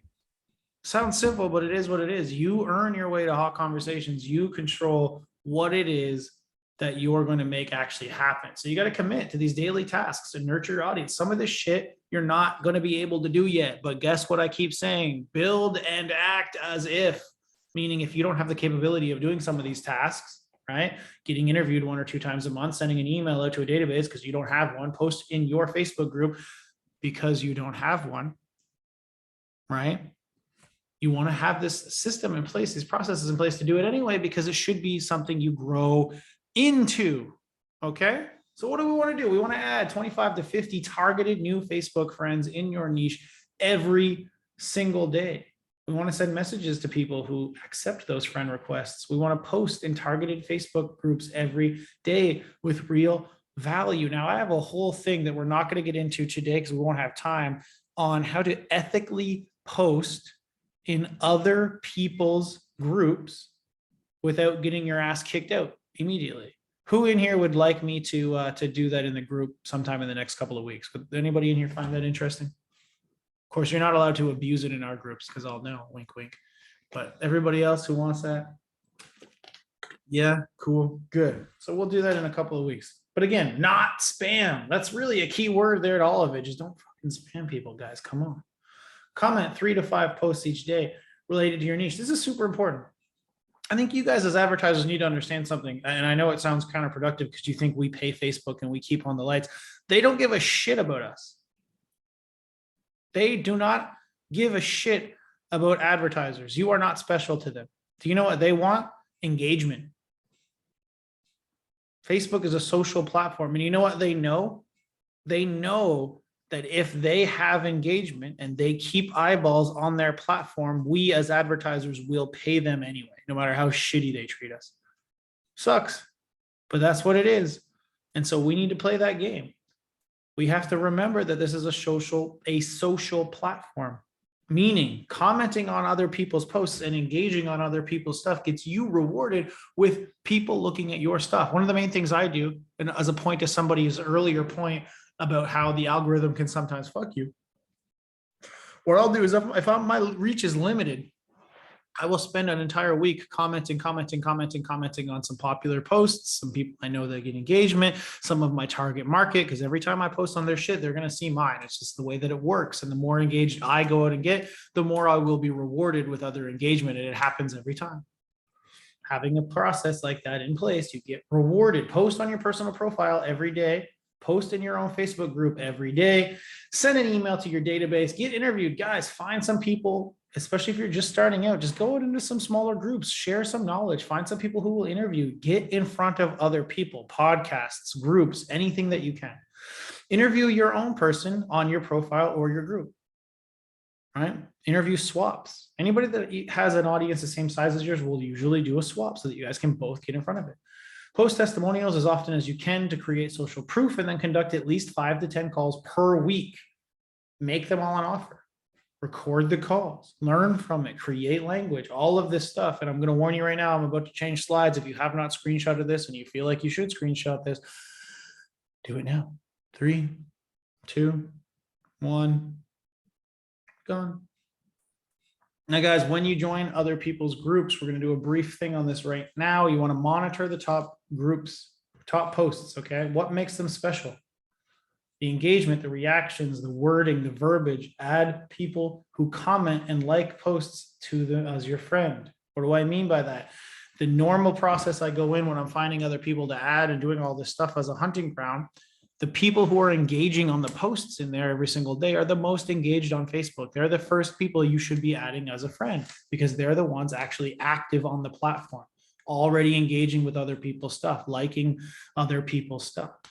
Emulate some of those posts, reply to comments, give value. Don't say, I can help you with that. Send me a DM. That's some bullshit and that's going to get you kicked out. Actually just help them in the comments and you'll find 9 times out of 10, that person will reach out to you anyway because like, I need more help. So with you spamming and saying, hit me in the DM, you look like a scammer and you're going to get kicked out. With you giving an actual answer and leveraging your expertise and then having them reach out to you, you're going to create an actual relationship. And guess what else happens? More people will reach out to you because other people who are watching that, who aren't commenting it, are still seeing it. And they have the same problems. They need the same help. They'll reach out to you as well. All of that making sense, guys? Drop me a 1 in the chat if we are still awake.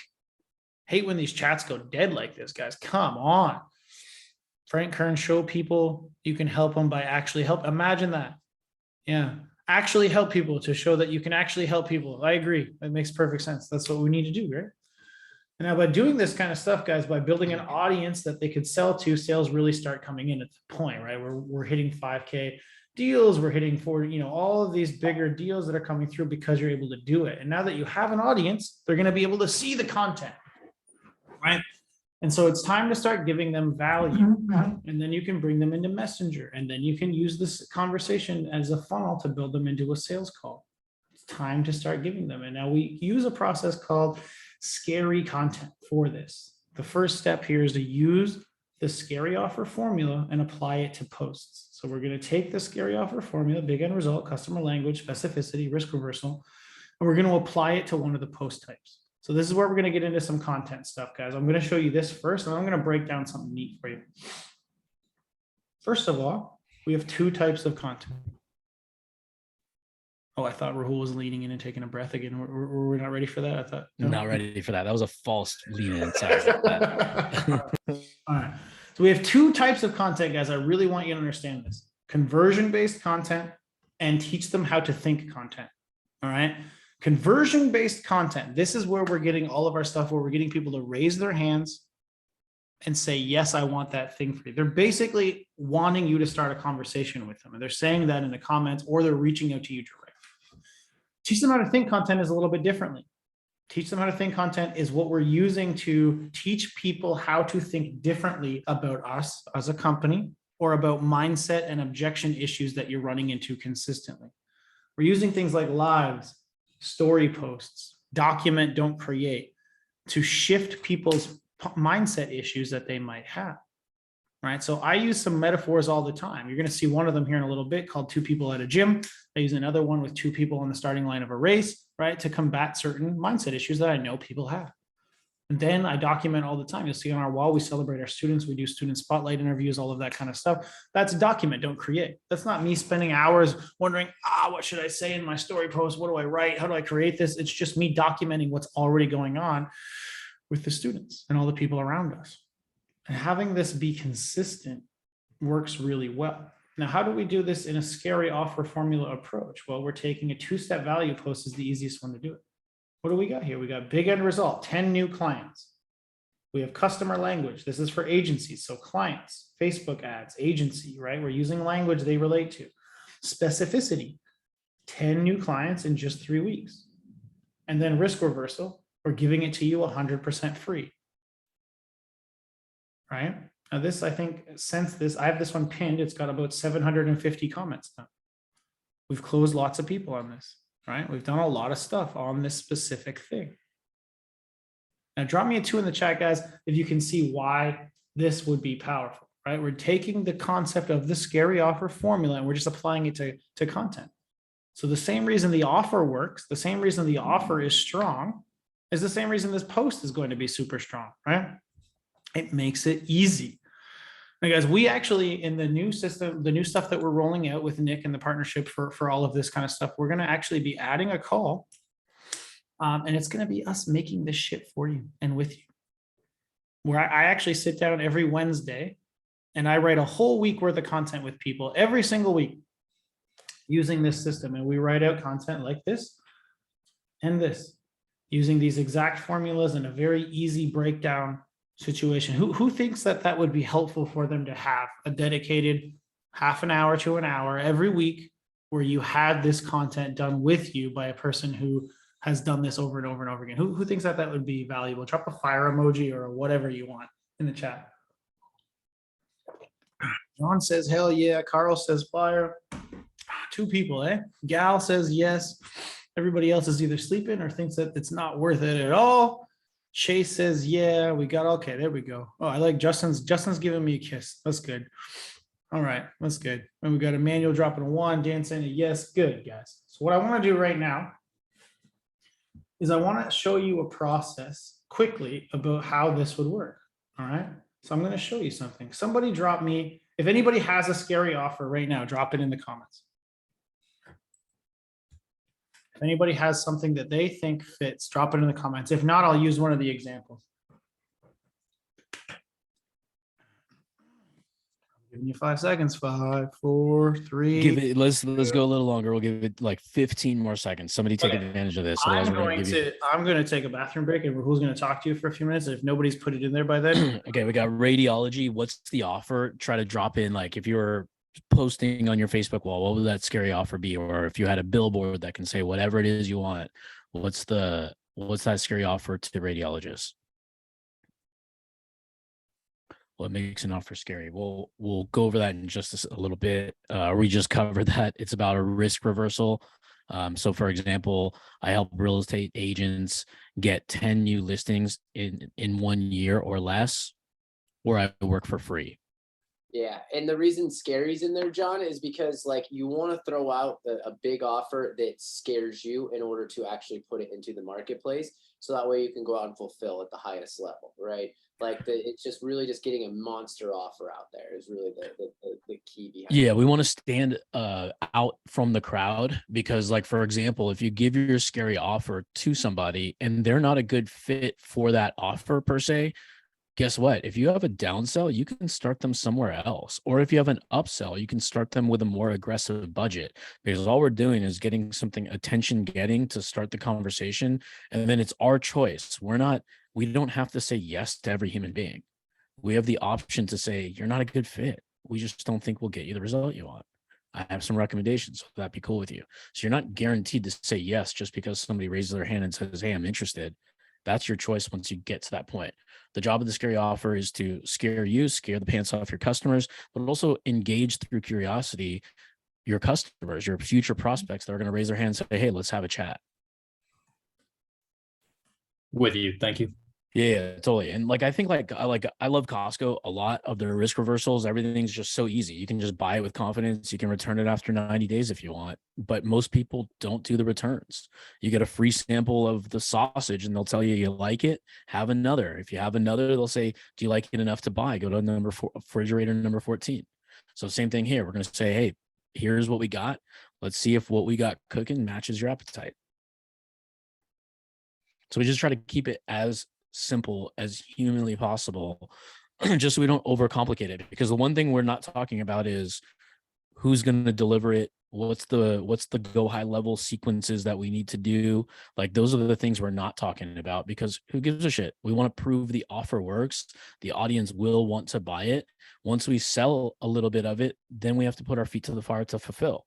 And then we can either find a white label partner, or we just go absent of sleep for a couple of days and figure that shit out. So but we want to get to that point where we can sell it in a method where we feel good about ourselves.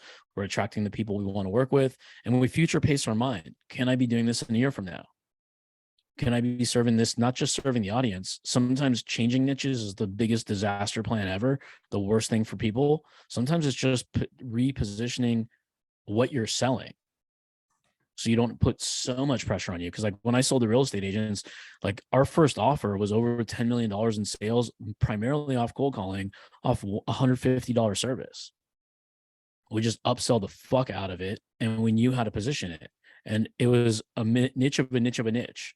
So it was like, we'll get into that story at a totally different time. But sometimes we have to simplify things dramatically in our minds, because we just like I can sell go high level with the best of them, but a lot of people struggle to sell go high level.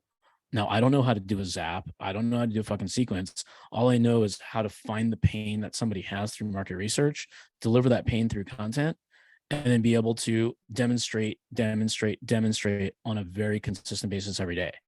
So like I ramp up the content like crazy while Cody's kind of typing this out. I just call them Starbucks moments. I love coffee. I love Starbucks. I'm a snob at Starbucks. Blonde roast, in case any of you guys wanted to know. When I'm waiting in line and ordering, I'm doing content. I might do a quick little video on my walk, post it on my stories, somebody drops their cup of coffee. It kind of gives me a story about self-awareness. Why did that person drop the coffee? And I can relate it back to my business. So just all those little moments we can now demonstrate through content. The one thing you guys all need to know is that don't worry about the engagement at first if you haven't done a lot, because you're going to kill yourself staring at the little red alert thing. And you're like, oh my God, did people engage? Oh no, it's somebody that just posted something in ClickFunnels. Who gives a fuck about that alert thing? Because you can't deposit a heart, can't deposit a comment. We want to start a conversation. Over a period of time, everything you put on the internet, like that screenshot that Cody showed from August 2021 had 653 or so comments.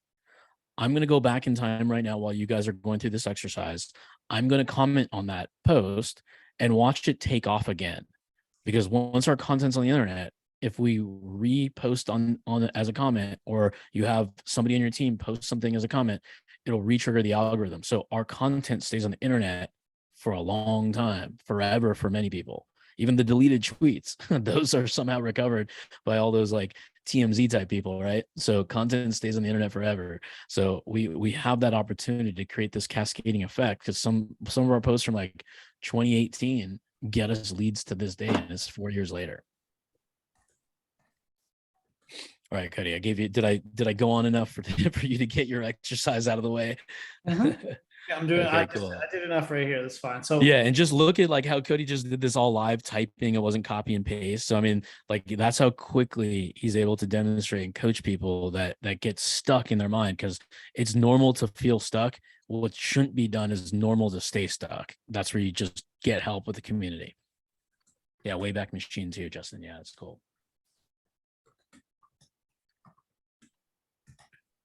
Yeah. So the point that I want to make, right? The real point here that I want to make is how easy we can make this for you, right? And so it's taking, when I say scary offer, I mean, like when I take for conversion-based content, I do this every week with people, right? We're taking their process, their scary offer, and maybe some results, and we're creating endless content. So right here, I created a mission post, two-step posts, and a document post, right? And all I did was go from, okay, scary offer for a couple of them and a couple of pieces of the process that he's using. So for here, I'm using, qualified appointments every single month using the same outreach script. Okay, outreach script. Setters book on average 40% of every single person they get on the phone. Industry average is 15%, all because of our tested script. This is the setter follow-up script, right? You could say we use we use the same software every single month to double people's revenues. All we have to do is turn on a switch, want to see what the software is, right? Database reactivation. We sent one text last month and booked over 200 calls for our different agency clients. Want to see the text, what the text said, right? You give away this shit. It's endless. All these different pieces are different shit that you can give away. Mission post. I'm going to help 7 more agencies double their revenue in the next 90 days. Want to be one of them. It's a repetition of a scary offer and a tweak. Document. We just did this exact thing for it using our process. Screenshot for proof, right? So hopefully you guys saw, like, what did we just do? That was like, what, 5 minutes? Nik, Rahul, what was that, 5 minutes? 5 minutes, right? And I wrote, 4 posts, all of which could probably generate you thousands of dollars. If you already built your audience and you've already got the scary offer on your thing, would you say, Nik, if you posted one of these things that was written for you, and you posted a few of these in your group and on your profile out of the 5 minutes that it just took me to write that, you think you'd make any money? Yeah, definitely. Yeah. Especially with 100%. And it goes to everything, right? Like when you could do this, this one little text message can bring in 40K in new patient revenue in the next 6 days. Like it's little stuff like that. I love it. And the beautiful thing is, like, cool, you want the text for free? Of course they do, but they don't know what it's like the Joker's speech to the Batman in Dark Knight, right? I'm just like a dog. I'm chasing the colors. I wouldn't know what to do with it when I found it. That's what it is. They want the text, but they don't know what to do with the text.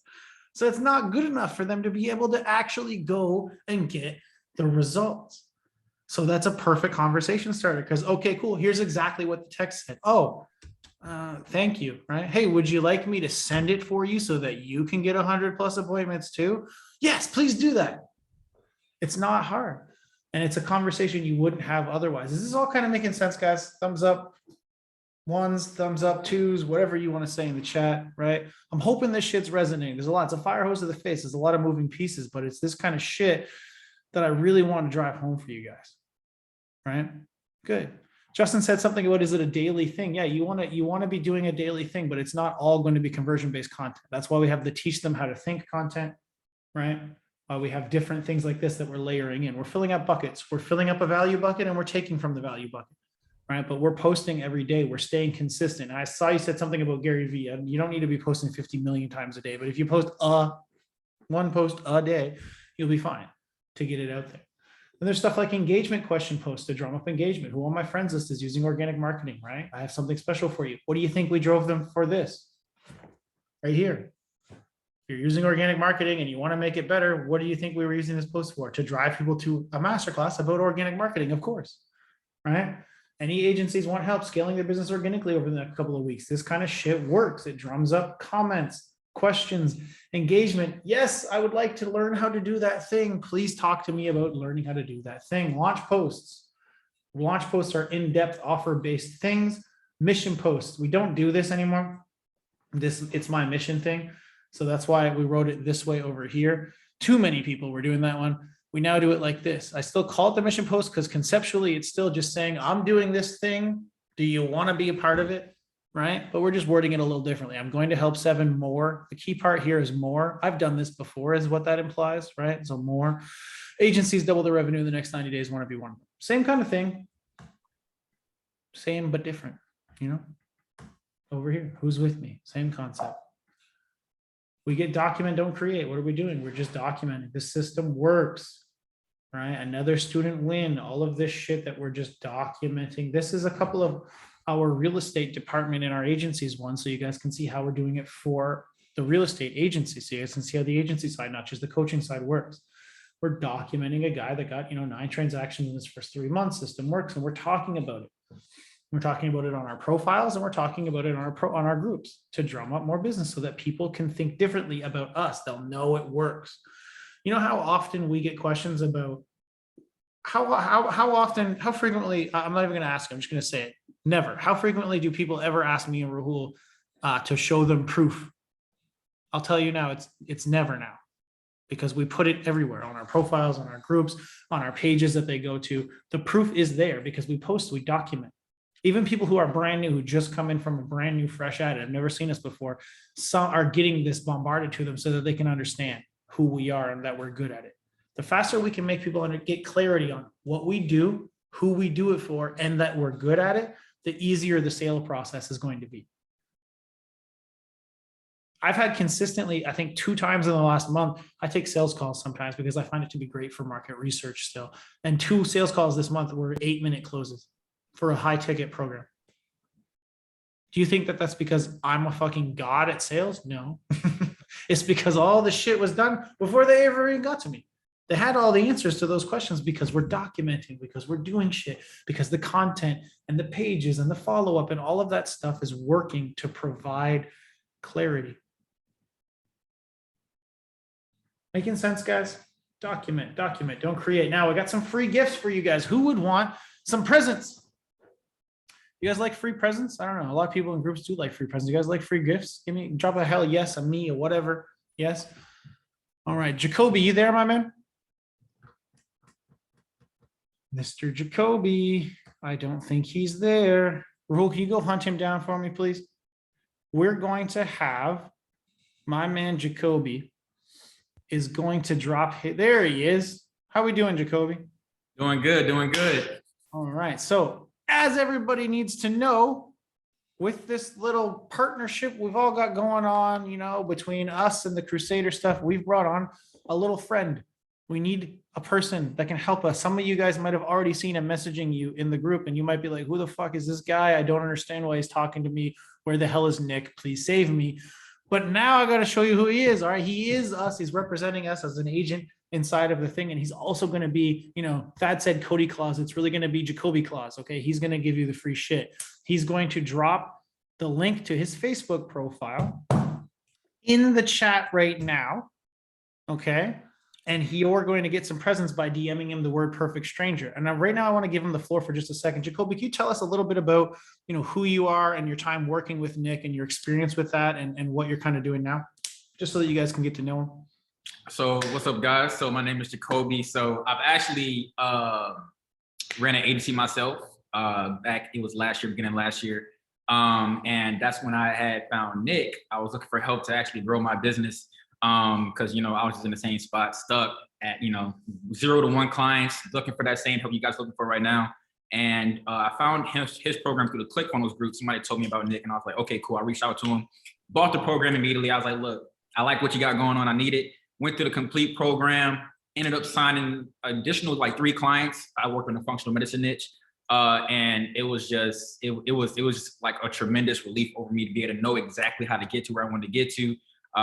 It was a process, but like going through the program and the people that's inside the program. So a lot of people are in here right now are actually in the Crusaders group right now.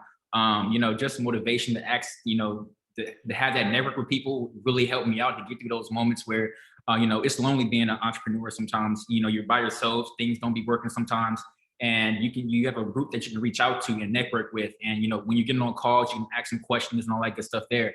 And that's what really helped me really, you know, transform myself and build my business how I did it. So now I'm doing a little work with him now to really, you know, understand the processes and stuff, and get into the culture of the Crusader group, because I just love it so much. And then the GSD guys as well. All of them are just super great guys, and, you know, they know their stuff. So that's pretty much a little bit about me and what I have going on. Love it. So everybody in the group, look out for this man, because he's gone through the program with Nik. He's gone through some of our shit. We like him. He's got great energy, and now he's here to spread the good word and help us all connect a little bit more. Okay, that's what I want to give the man a shout out. He represents us when you're having conversations with him, and it is him. So that's good, man. Now that you guys all got to meet him, I want him to give you guys some presents. All right, so Jacoby, I'm going to give you the link to this gift, and you're going to be able to give it out immediately after this masterclass. Okay, anybody that wants it, I believe he did. So the link to his profile is in there. Add him as a friend, and then send him the message stranger or perfect stranger or whatever. What we're going to do is we'll give you the recording to this video. All right. And we're going to give you a 30-day content calendar template. What that means is it's specifically structured to do the conversion content at the right time, to teach them how to think content at the right time, to document stuff, right? We want to make sure that you know where and when to post.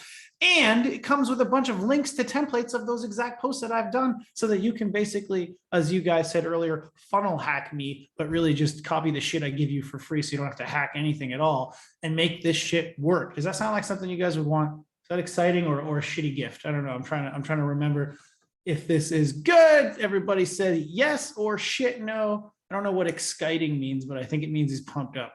I think that's what it means. Gal saying gracias, good. Hopefully you guys like it. Yes, good. So if you guys want it, Jacoby, make sure you drop your link to your profile one more time in there, so that they can send you that message. Okay. Now, who wants to get into the actual conversations and some messenger stuff? Who thinks that part's important? Anybody think that's going to be, you know, a key here to actually making money? Yeah, crucial, he says. Ben says yes. Good. Following these steps precisely is how we're going to make this work.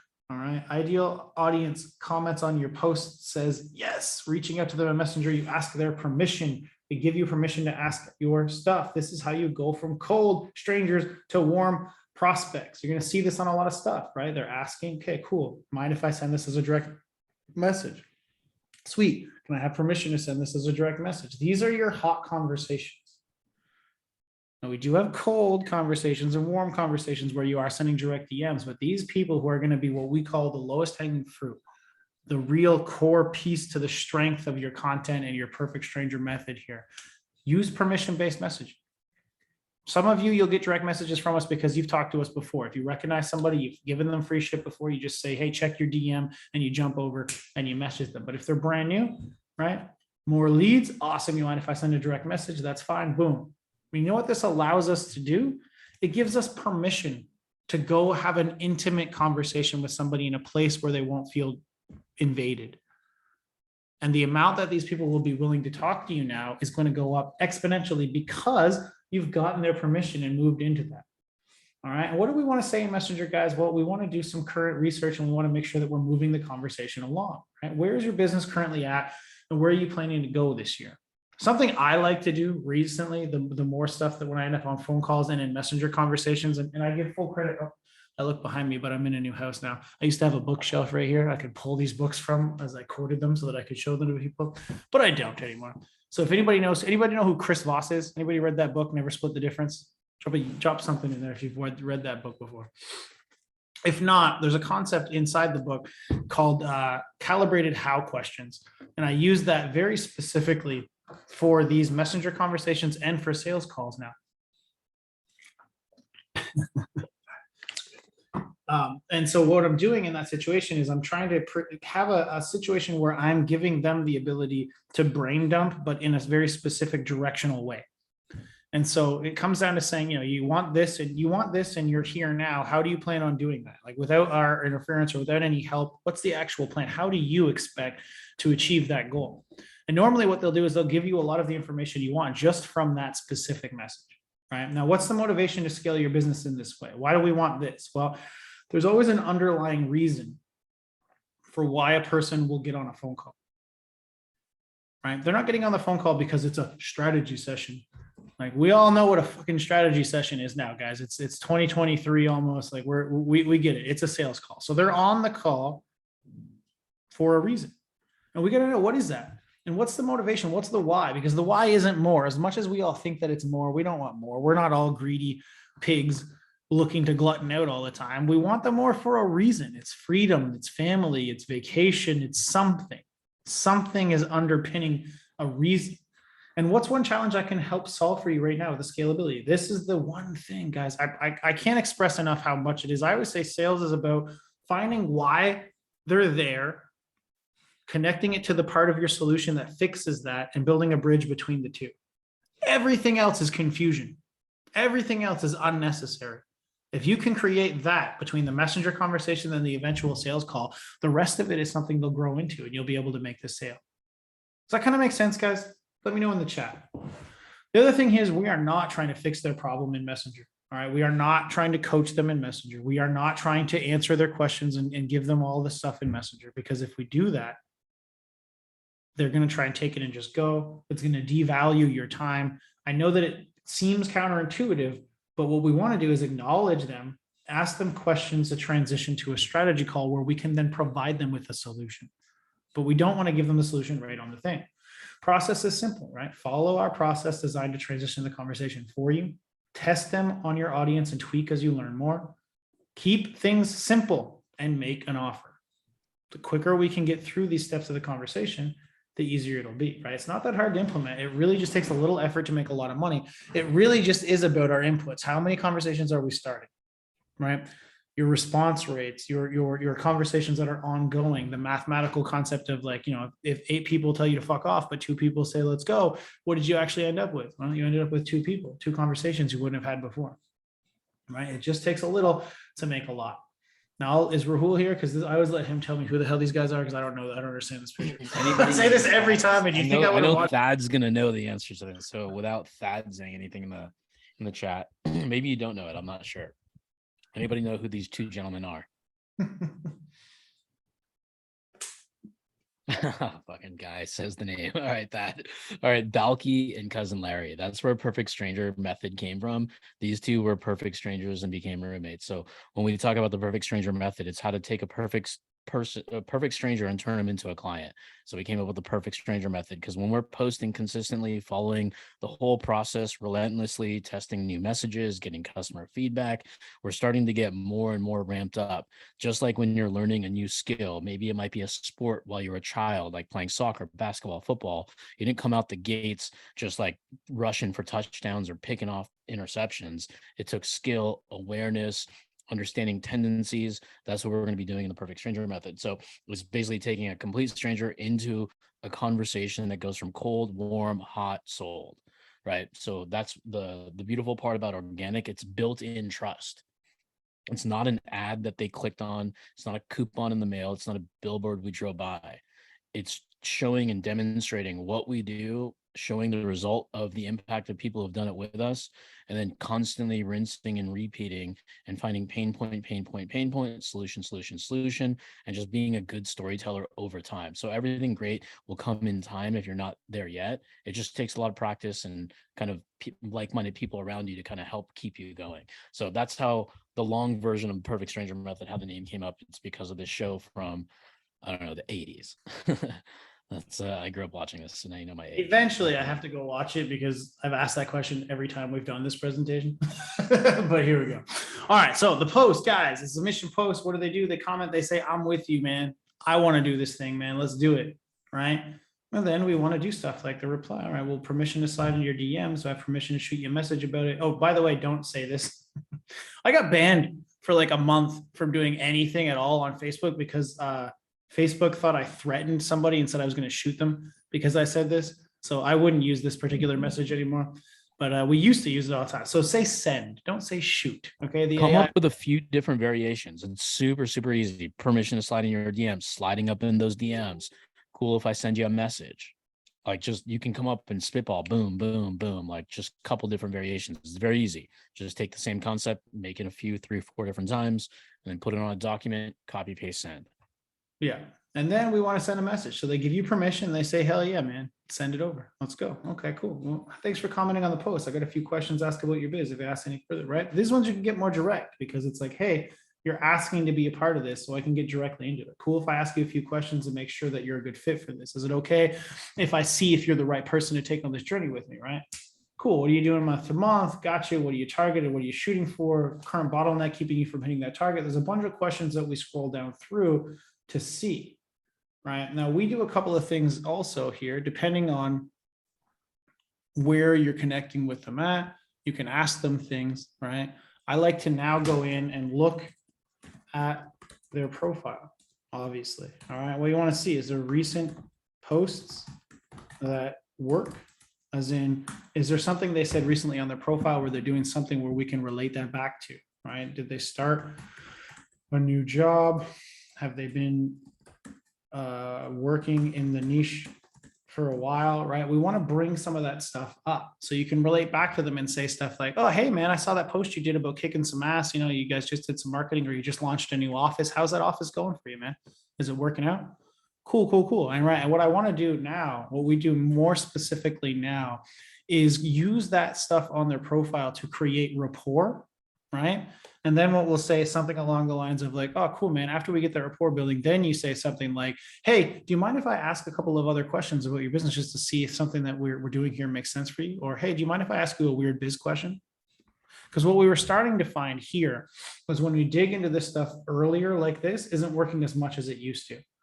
And so building this rapport first goes over a concept I call the social contract, right? This is something we use to specifically increase show rates and stuff as well. Social contracting. And what that means is creating guilt, basically, for them to fuck off, right? So if I book a call on an ad and nobody talks to me and nobody's doing any work and nobody's ever said anything and then it's time for that ad, it's like, I have a 50-50 chance. And let's all be real with one another. We're probably going to do it or not do it, depending on if we're absolutely perfectly free and comfortable right now. But if somebody reaches out to you and manually texts you and says, hey, I'm looking at your stuff, I'm already doing some work, I've invested some time, some energy, whatever into it, you're probably more likely to feel bad about fucking off and not booking that call, right? And the same thing in Messenger, if you've already spent a little bit of time and you can tell that they've looked at who you are and they can relate back to you a little bit and there's a little bit of rapport built, you know, I almost call it like the surrender answer. If I were to say now, like, hey, can I ask you a couple questions about your business? A lot of people will just disappear. But if I say that after we've built a little rapport, they're almost like, sure, right? Like, yes, fine, go ahead. They can't escape anymore. They feel bad about leaving. So they continue the conversation and then you can get into the good stuff. Does that kind of make sense? That little bit of a tweak there, that transition and how you go about finding that information and using it? Yeah. Cool. I'll get to, I'm seeing a longer couple questions being dropped in the chat. We'll get to that at the end.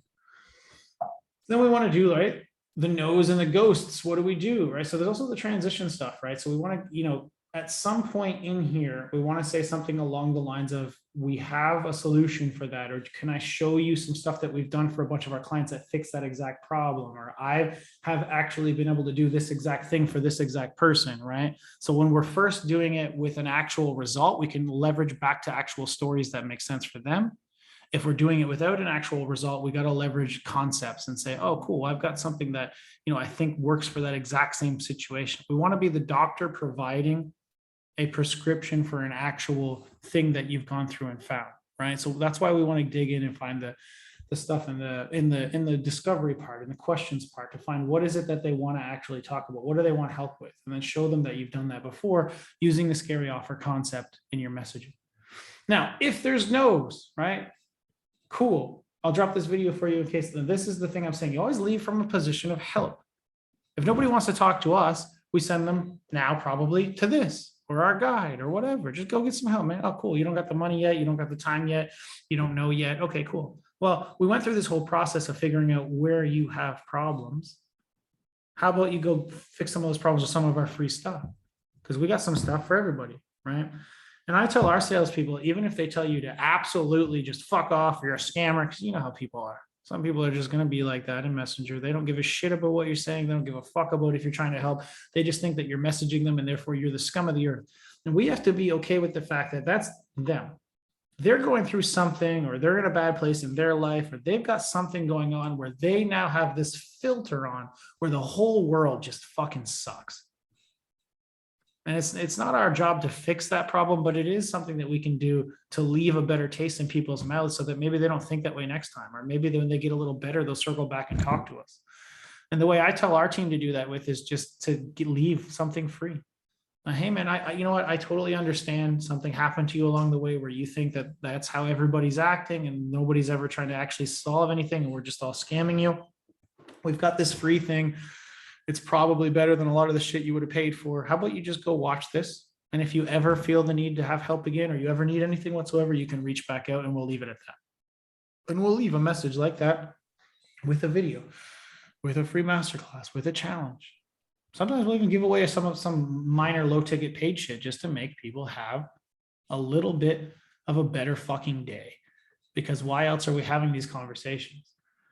Ghosted people who are ghosted, I can't express to how many people too, like, I don't know why. Sometimes when conversations just stop, people are just like, oh, the conversation's over. No, man, I'll follow. If you caught talking to me and I know you need my help and I know you're interested, people get busy, dude.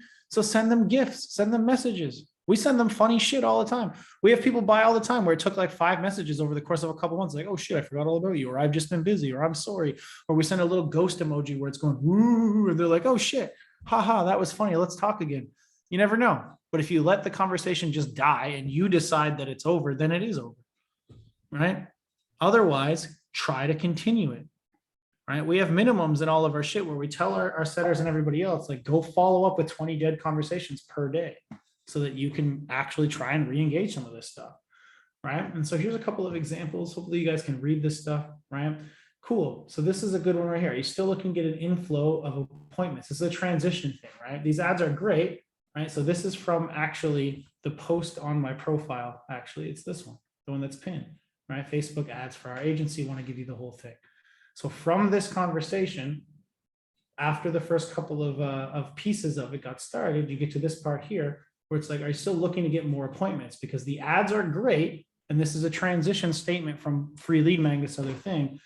But the solution to your bottlenecks is going to go past just a few new ads. I'd be happy to show you what some of our most successful clients are doing to take their business to the next level if you're open to hopping on a call, right? Also, hey, do you want me to send the ads here? Because I'll shoot them right over.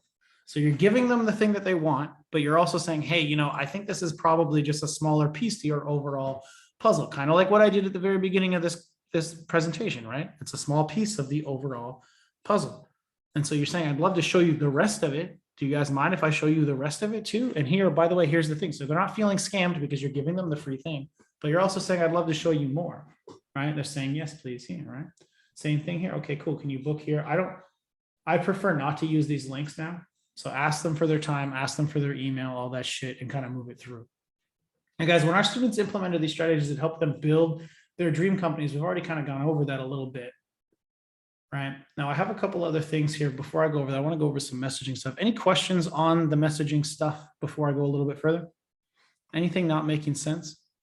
So one thing that we do every single week, we have a call that's dedicated. Our head setter, Ben, actually runs it, and we'll be running it inside this group program now from now on too, where we're going over what's working, intro messages for different cold, warm, hot, stuff that is working, transition processes, conversion processes on the back end. So this messaging stuff, the specific words are going to be changing over and over and over again. We're using question-based intros. We're using hook-based intros based on the lead magnet. And it's constantly got to be evolving, because otherwise we're all going to be using the same shit and you're not going to get any responses.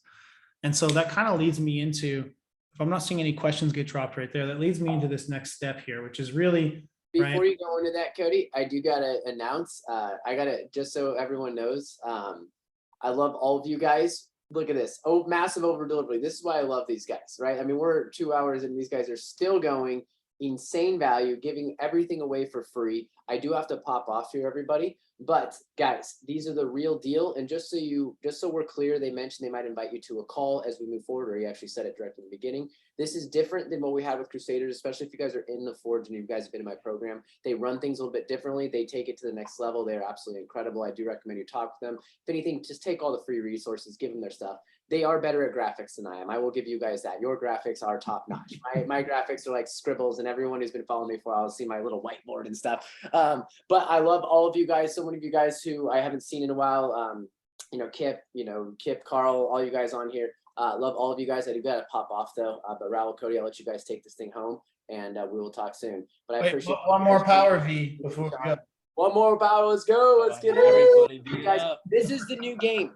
Being able to have text conversations is the future. They look at the sales process and the texting process and the messenger process as deep as I go into sales. So anybody who's been in my sales stuff, they take it to the next level when it comes to this messenger stuff, which is absolutely the future. And you've got to figure this out. I promise you, this is the key to scale and growth, which is why I wanted to utilize this training, because this is something that I don't go super deep into in some of my programs, partly because I was an ads guy. I ran ads and we closed deals, right? And so like, this is the next level. So you guys got to dial in, stay tuned, stay focused. I love all you guys, and we'll be in touch soon. See you guys. Woo! Later, everybody. Later, Justin. See you guys. Yeah, I mean, just because Nick talked about the ad stuff, like we do a lot of sports analogies over here. So I look at there's Kobe Bryant and there's Shaquille O'Neal when they were together. Like, which one do you want on your team? The answer is both of them.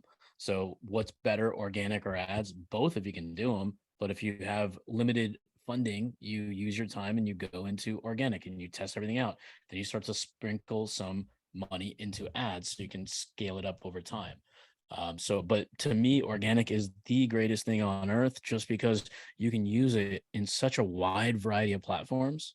You can use it in a wide variety of offers, industries, and also context. Like if you want to get people on a podcast or interview them in a group, perfect stranger method. You want to get leads on the phone to sell them something, perfect stranger method. It can be used almost anything. If you want to recruit people, perfect stranger method. We use this process for absolutely everything. And like Nick mentioned, maturing the conversation to text messages and keeping it going is the way of the future. It was the way of the future like 3 or 4 years ago, but just like any good thing, it takes people to adapt to it, to learn it, believe it, and then use it.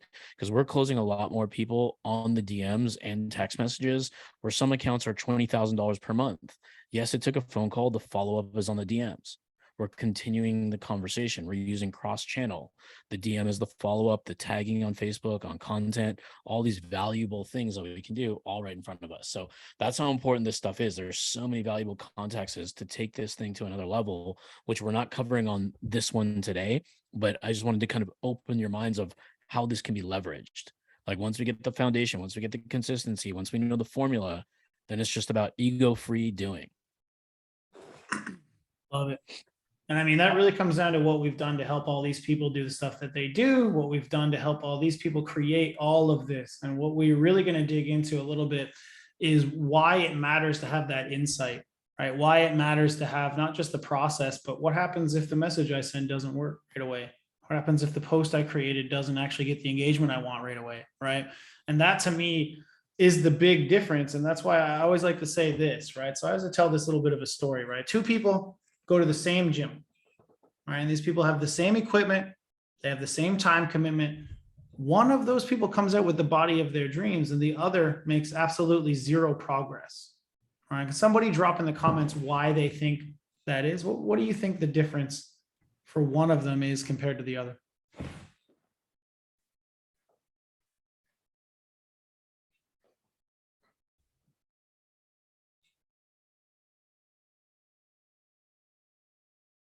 Nope, it's not effort. People can hustle all day long. One pushed past their boundaries, one stayed within them. No, that's not it either. Leverage, nope. Different body types, nope. Consistency and tracking is part of it. Systems, tracked. So I'm going to tell you a little bit of story about myself, guys, and I think this will help you guys relate to it. I was in a car accident about 5 years ago, a really bad one. And as a guy, you know what I did not do? I did not go to the hospital. Fuck that, right? I'm fine. I'll be all right. And I worked out in the gym quite a bit.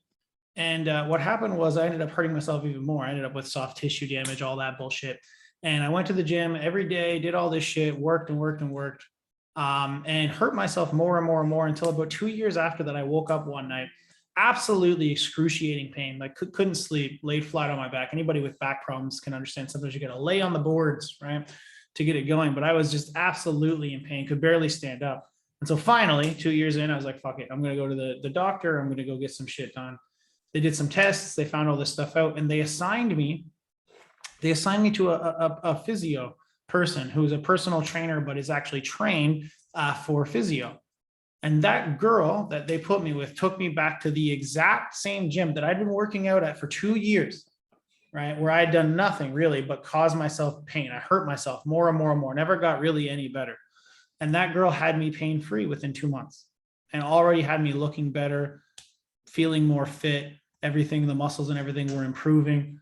The only fucking difference was that I had her there to show me how to use the same shit.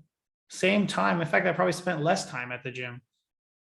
I just used the systems, equipment, and stuff I had in front of me better because I had somebody with insight on how to do it that actually made that work. Does that kind of make sense, guys?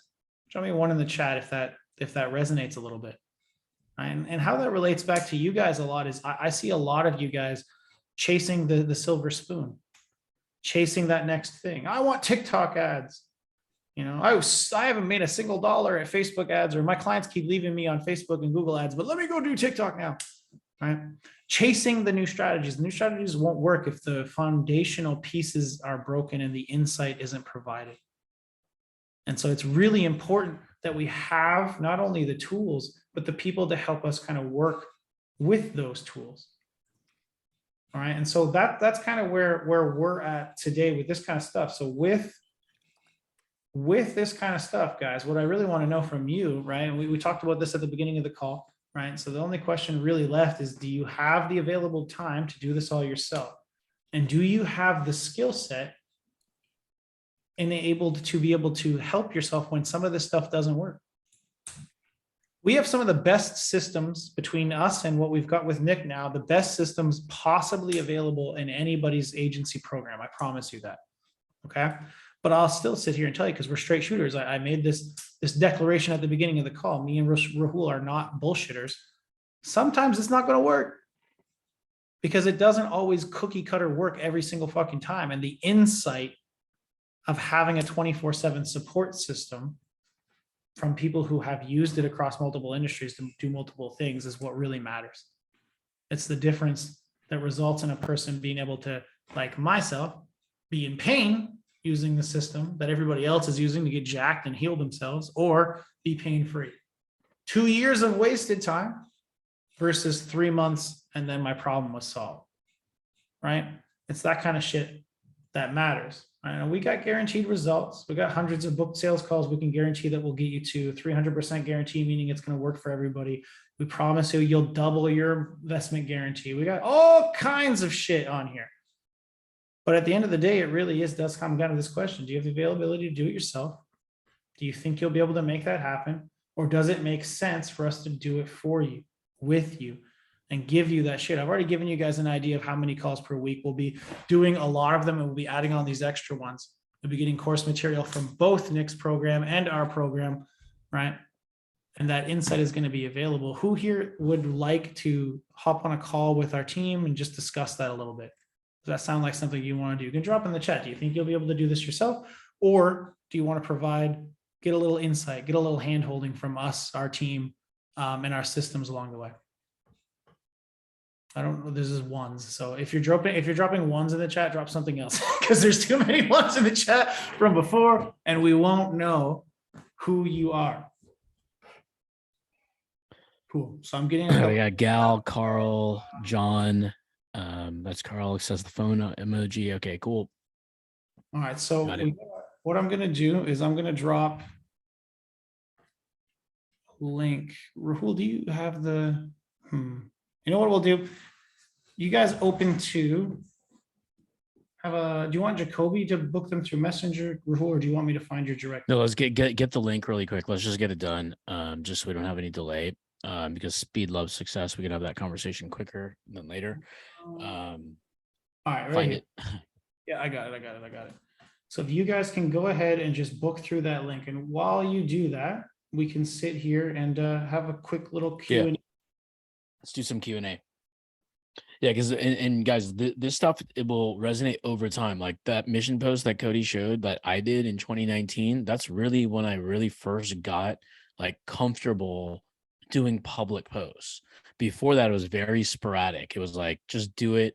And half my posts, I don't know if you guys have ever done this before, like half the shit I wrote, I'm like, fuck that. Somebody's not going to like it. Delete that 30, 45 minutes of like conscious effort. I'm like, what if somebody else doesn't like it? So I was that guy that hit the X, don't save draft. And then I wasted all that fucking time. I'm like, what if I just posted it? And I always said that a lot. So after 2019, I started to get a lot more comfortable, a lot more consistent, and using like my offline talents and just finally putting it online, because I was a cold call monster. Like I cold call anybody anytime, no matter what time of day. I just took the conversations that I used to do while I got somebody interested, the value I added there, the persuasion I had to think along my lines, and just moved it to the internet. And now I can't tell you, people trust my video content and my fucking posts more than when I'm on the phone with them, and I'm the real thing. And so that's why a lot of my repetitive content goes on the internet. So I've never been a fan of holding back what's in my brain. I'm going to give everybody the fucking playbook. The thing is, not everybody knows how to operate it, because there's something called audibles. When life happens, when people start a conversation and you don't know how to answer it, guess what? People screenshot it, send it to me, say, what do I respond with? When there's a sales call, like the Cam and Casey screenshot, it said, close the 24K deal. The problem was, if they don't get on a coaching call a day before they actually had that sales call, they have a goose egg. They have fucking zero. And then they're going to be chasing with desperation for 6 months aimlessly because they have nobody else to call. We give them the solutions, the strategies, the follow-up sequences, the downsells, the upsells, the cross sells, but most importantly, how to make it make sense quicker. Because a lot of people have a lot of talent. A lot of people have a lot of information. You may have got a sales script that could work, that you're operating differently. We bring all those puzzle pieces together, because a lot of the information you may have learned from a soccer coach, a basketball coach, may come out now. And may be like, oh shit, it clicks from before. I'm pulling it out of your brain, or you're pulling it out of your own brain. So sometimes it just takes a little bit of perspective from like making it land, so you can run with that information and use it over and over. Because I'm a big fan of when a wave is like going, you want to ride that wave till it crashes, then find a new wave. Because what we do, the one thing we know is going to happen is that when something works, we have to prepare for when it doesn't. Like a stock, what goes up will come down. A house, there'll be flat lines and up lines. With business, it's going to be the exact same thing. There will be turbulence. The cool part about entrepreneurship and not being like in corporate is the fact that we control our own destiny. We control if December is going to be slow. We control if a recession is going to impact us. In fact, the worse the economy gets, the people who are prepared should be making the most money. And it's going to come from like a lot of systems, a lot of processes, but a lot of effort and energy, so that in that 1 year person from now, the 1 year is all it really takes to get to $1 million run rates, if you're not already there, or if you're not on the path to get there. One solid fucking year, and then the rest of people's lives are changed. It's consistency, consistency, consistency, and then you'll never have to worry about money again. Cool. There's the link in there. So just click that sucker. You can bookmark it. That's cool. but fill it out now. That'll be the faster solution because it's really cool to bookmark that in case that link changes in the future. So if anybody's having any issues, I think it was Carl, John, Gal all said one that they wanted to hop on. Call book Carl saying cool, perfect. Justin says he's bookmarking it. Cool. I do think it will be worth it. Yeah, we'll get you over. Make sure you send over the DM to Jacoby. We'll get you the replay, Justin, and the content calendar for you. I think it'd be worth hopping on a call through Hull anyway. It just sounds like based on what I'm seeing you say in there that it would be at least worth a chat to get some clarity on to make sure we could help. But as soon as you watch the replay, if you want to do it then instead, that would be fine. And then how did you get over the perfectionism first stage? Perfectionism first stage. I'm going to reply to that with a cliche that I use a lot. You can't let trying to be perfect stop you from being great. And what I honestly mean by that is at some point, you just do come to the realization that doing is better than overthinking, right? Paralysis by analysis. Like there's a shit ton of cliches that are just like that, right? And I like to put it out as another metaphor I use for my content, which is two people on the starting line of a race, right? And so what happens is one person studies the course. They look around at the track and they say to themselves, you know, what's the perfect way to run this race? What's the perfect way to get off the starting line and run? And the other guy just says, fuck it, and takes off. But that guy falls on his face, boom, right on his face, right away. Ow, fuck, hurt my face. And the guy who's steering there, he looks over at him. He's like, shit, how do I not do that? Now he's sitting there wondering like, well, how do I not fall on my face? Because first of all, he looked stupid and that looked painful and I don't want to do that shit. So how do I not do that? But while he's sitting there wondering how not to do that, the other guy just gets back up and runs. And he finishes the race, all while the other guy never even gets off the starting line. And that's a lot of you guys right now. You're trying so hard to figure out, how do I run the perfect race? Success and people who find success often comes on the back of a shit ton of failure, a bunch of mistakes. But it's the persistence through those mistakes, the consistency that you maintain, and the ability to find other people who can help you avoid certain ones. That's the recipe for success. It's not the tools you're going to find to use along the way, but the shit that you learn and the people you surround yourself with. So hopefully that answers that question a little bit more in depth probably than you were looking for on that, Gal, but that's kind of what I mean by, you know, avoiding perfectionism and not letting it stop you from being great. And frankly, not letting it stop you from getting off the starting line in the first place. It's super important. Yeah, I mean, imperfect action is really kind of the boils down to is just do the thing you want to do. Because I mean, we have people in the GSD. We're even interviewing a couple students that are now closing $10,000 setup fees and $20K a month. Now, that don't get me wrong, that's not their common deals, but that's where they're at now. And some of the content they post is just so bad. Like it'll be, hey, I'm thinking about doing YouTube ads. That's their fucking post. Send. Next post is, oh, I did do YouTube ads. Send. Oh shit, the YouTube ads bombed. Send. Oh wow, found my rhythm after testing 8 creatives. One worked, shut off 7, scaling that one. Send. Wow, client got $10,000 product or whatever project done. We're about almost break even. Oh shit, we kept going. Now the client has 10x return. Send. Then other people are like, well, what the fuck are you doing with YouTube? Like that's how simple and easy you can make your content. It doesn't have to be great, it has to just be done. And then over time, you just start getting your rhythm of storytelling. You don't have to write long posts. Like I sometimes write really fucking long posts. And then sometimes I get in a rhythm and I'm like, well, shit, I have to get this to be a smaller post because there's nothing worse than like people like to write long things, but nobody likes to read long things. We just have to remember that too, right? Because when I get a fucking email that's a book, guess what I'm going to do? I'll mark it as unread. And then hopefully at some point I will read it. If it's a cold email that tells me their whole biography since 1982, fuck that, delete. If it's important, they'll figure out how to get a hold of me. So we just have to have that context as well, that we want to be abundantly clear on our niche, our scary offer, and just start posting shit on the internet. Who cares? Loudest mouth will always win. Because because a lot of times people, if you have to believe it first for somebody else to believe in you. Because when you know there's gold behind the door, you'll do whatever it takes. And who gives 2 shits about a post that bombs? Like there's going to be posts that will get 3 likes and they're 3 of your buddies. And it's because you asked them to like it. Don't worry about those. Keep going and going and going and going. Just keep going. Don't delete them. Just keep going. Avoid no things. Like don't like I'm away from politics. I'm away from religion.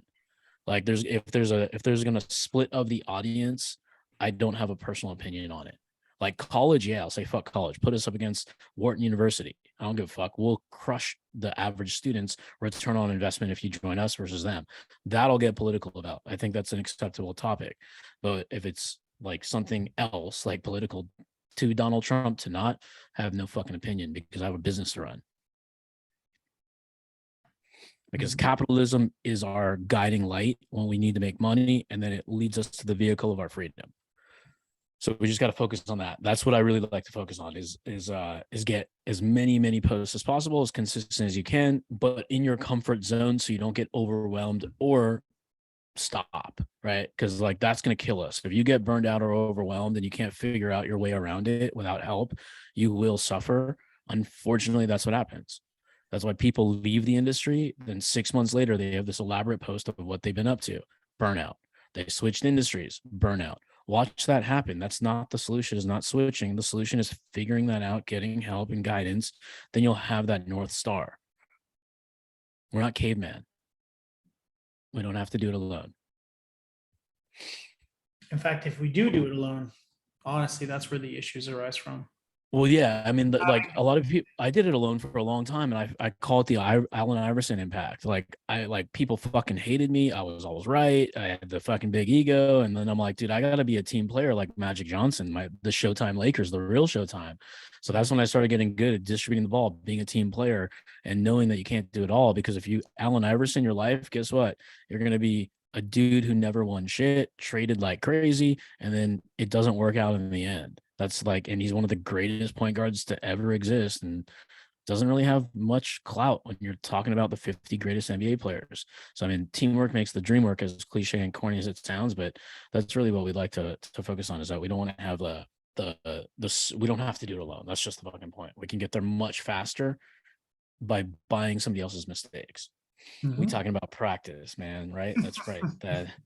That is right. So you get Dad goes crazy on his post, man. This dude's been implementing like crazy. He's in the inner circle. I'm glad to hear it like that. Is this been acting as a refresher, or did you pick up anything new by spending like the last 2.5 hours with us right now? Yeah, no, I did actually, in particular in the messaging, and I've been noticing that things were not working as well with just the straight into, hey, let me ask you a weird biz question. So I like the change, and just a little bit of warm up, just a little bit of rapport was huge for me. Yeah, we had one of our setters specifically do that recently. It's been the last couple of months, and I think I'm going to have him do one of the inner circle calls. I'll have him hop on and just extrapolate on some new tweaks to some of that, because it's great to have that, just to be able to pull out that rapport and connect with them a little bit, and then push that forward. So we are finding quite a bit of success with that tweak. So we'll have him come on. Yeah, because like a lot of these templates and a lot of the frameworks and the scripts that we write, they're gonna work as is. Once we start to learn how to get creative and crafty and add our own humor, our own personality behind them, they get very powerful. Like I posted like a ghost thing. Like I fuck with my friends a lot, and like whenever they can't come out, hang out with us, go get a beer on a Friday, I'll say, hey man, should I cancel the milk ad for the missing person?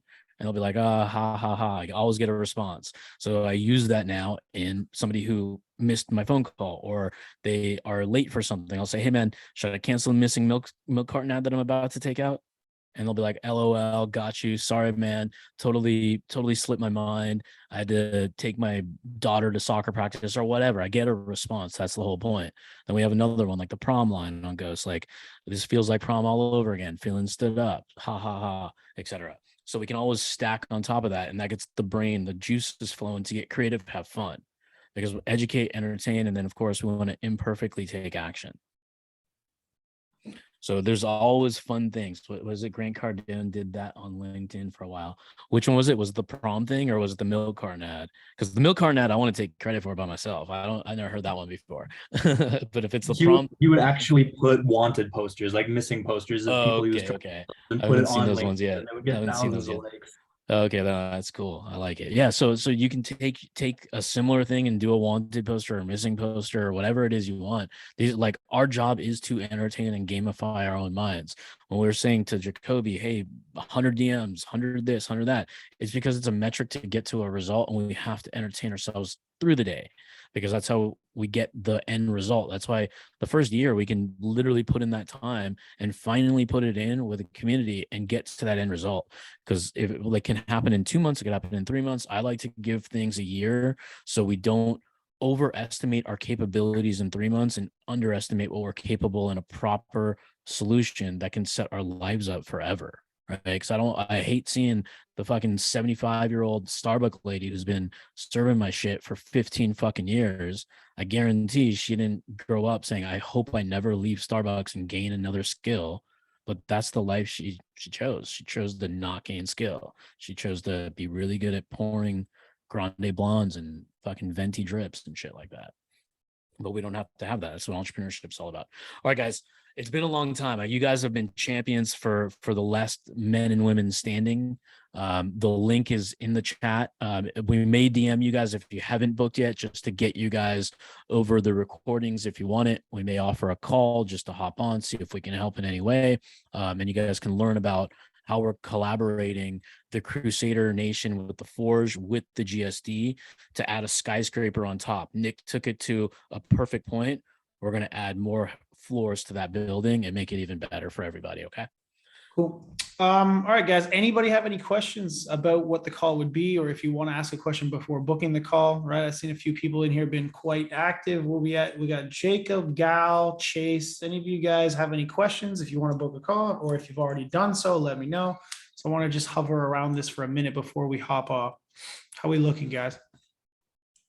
Give me messages in the chat. Thumbs up. Well, we've been going 2.5 hours. I don't think a couple more minutes is going to make an impact. Yeah, they all fell asleep on me here. Thad, yeah, you guys will be getting access to it 100%.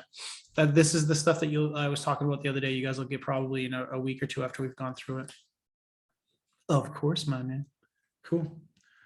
All right. I think we want to end it there, Rahul. Any last comments? Any last stuff? That was it. Well, thank you guys for staying this entire time. I know you guys can be doing a lot of different things. Hopefully it had an impact in some way, shape, or form. If you guys don't mind, you last men standing, if you can post something in the public group, give some FOMO to some other people, some value to some other people in the Krusader Nation group, that'd be awesome. That'd be great currency for us to know that what we talked about landed and it was helpful in some way, shape, or form. We'll be consistent inside of this group. You got Nik with us, you got me, you got Cody, you got Jacoby. The whole team is here to support. So we're investing a lot of time, energy, and resources to make this community better than it was before. And help all rising tides lift all boats here. So we'll get used to our faces. Feel free to find us on Facebook, add us as friends if you like, and we can kind of engage that way as well. But get used to our faces in the group, especially Jacoby, myself, and Cody. Don't forget your gifts. I just dropped Jacoby's link right there one more time. Add him as a friend. Send him the word stranger and get your free shit. If you don't, you won't get any free gifts. Cool? Sound good? Bye, guys. Bye, Awesome. everyone. Cheers, everybody. We'll see you guys next time.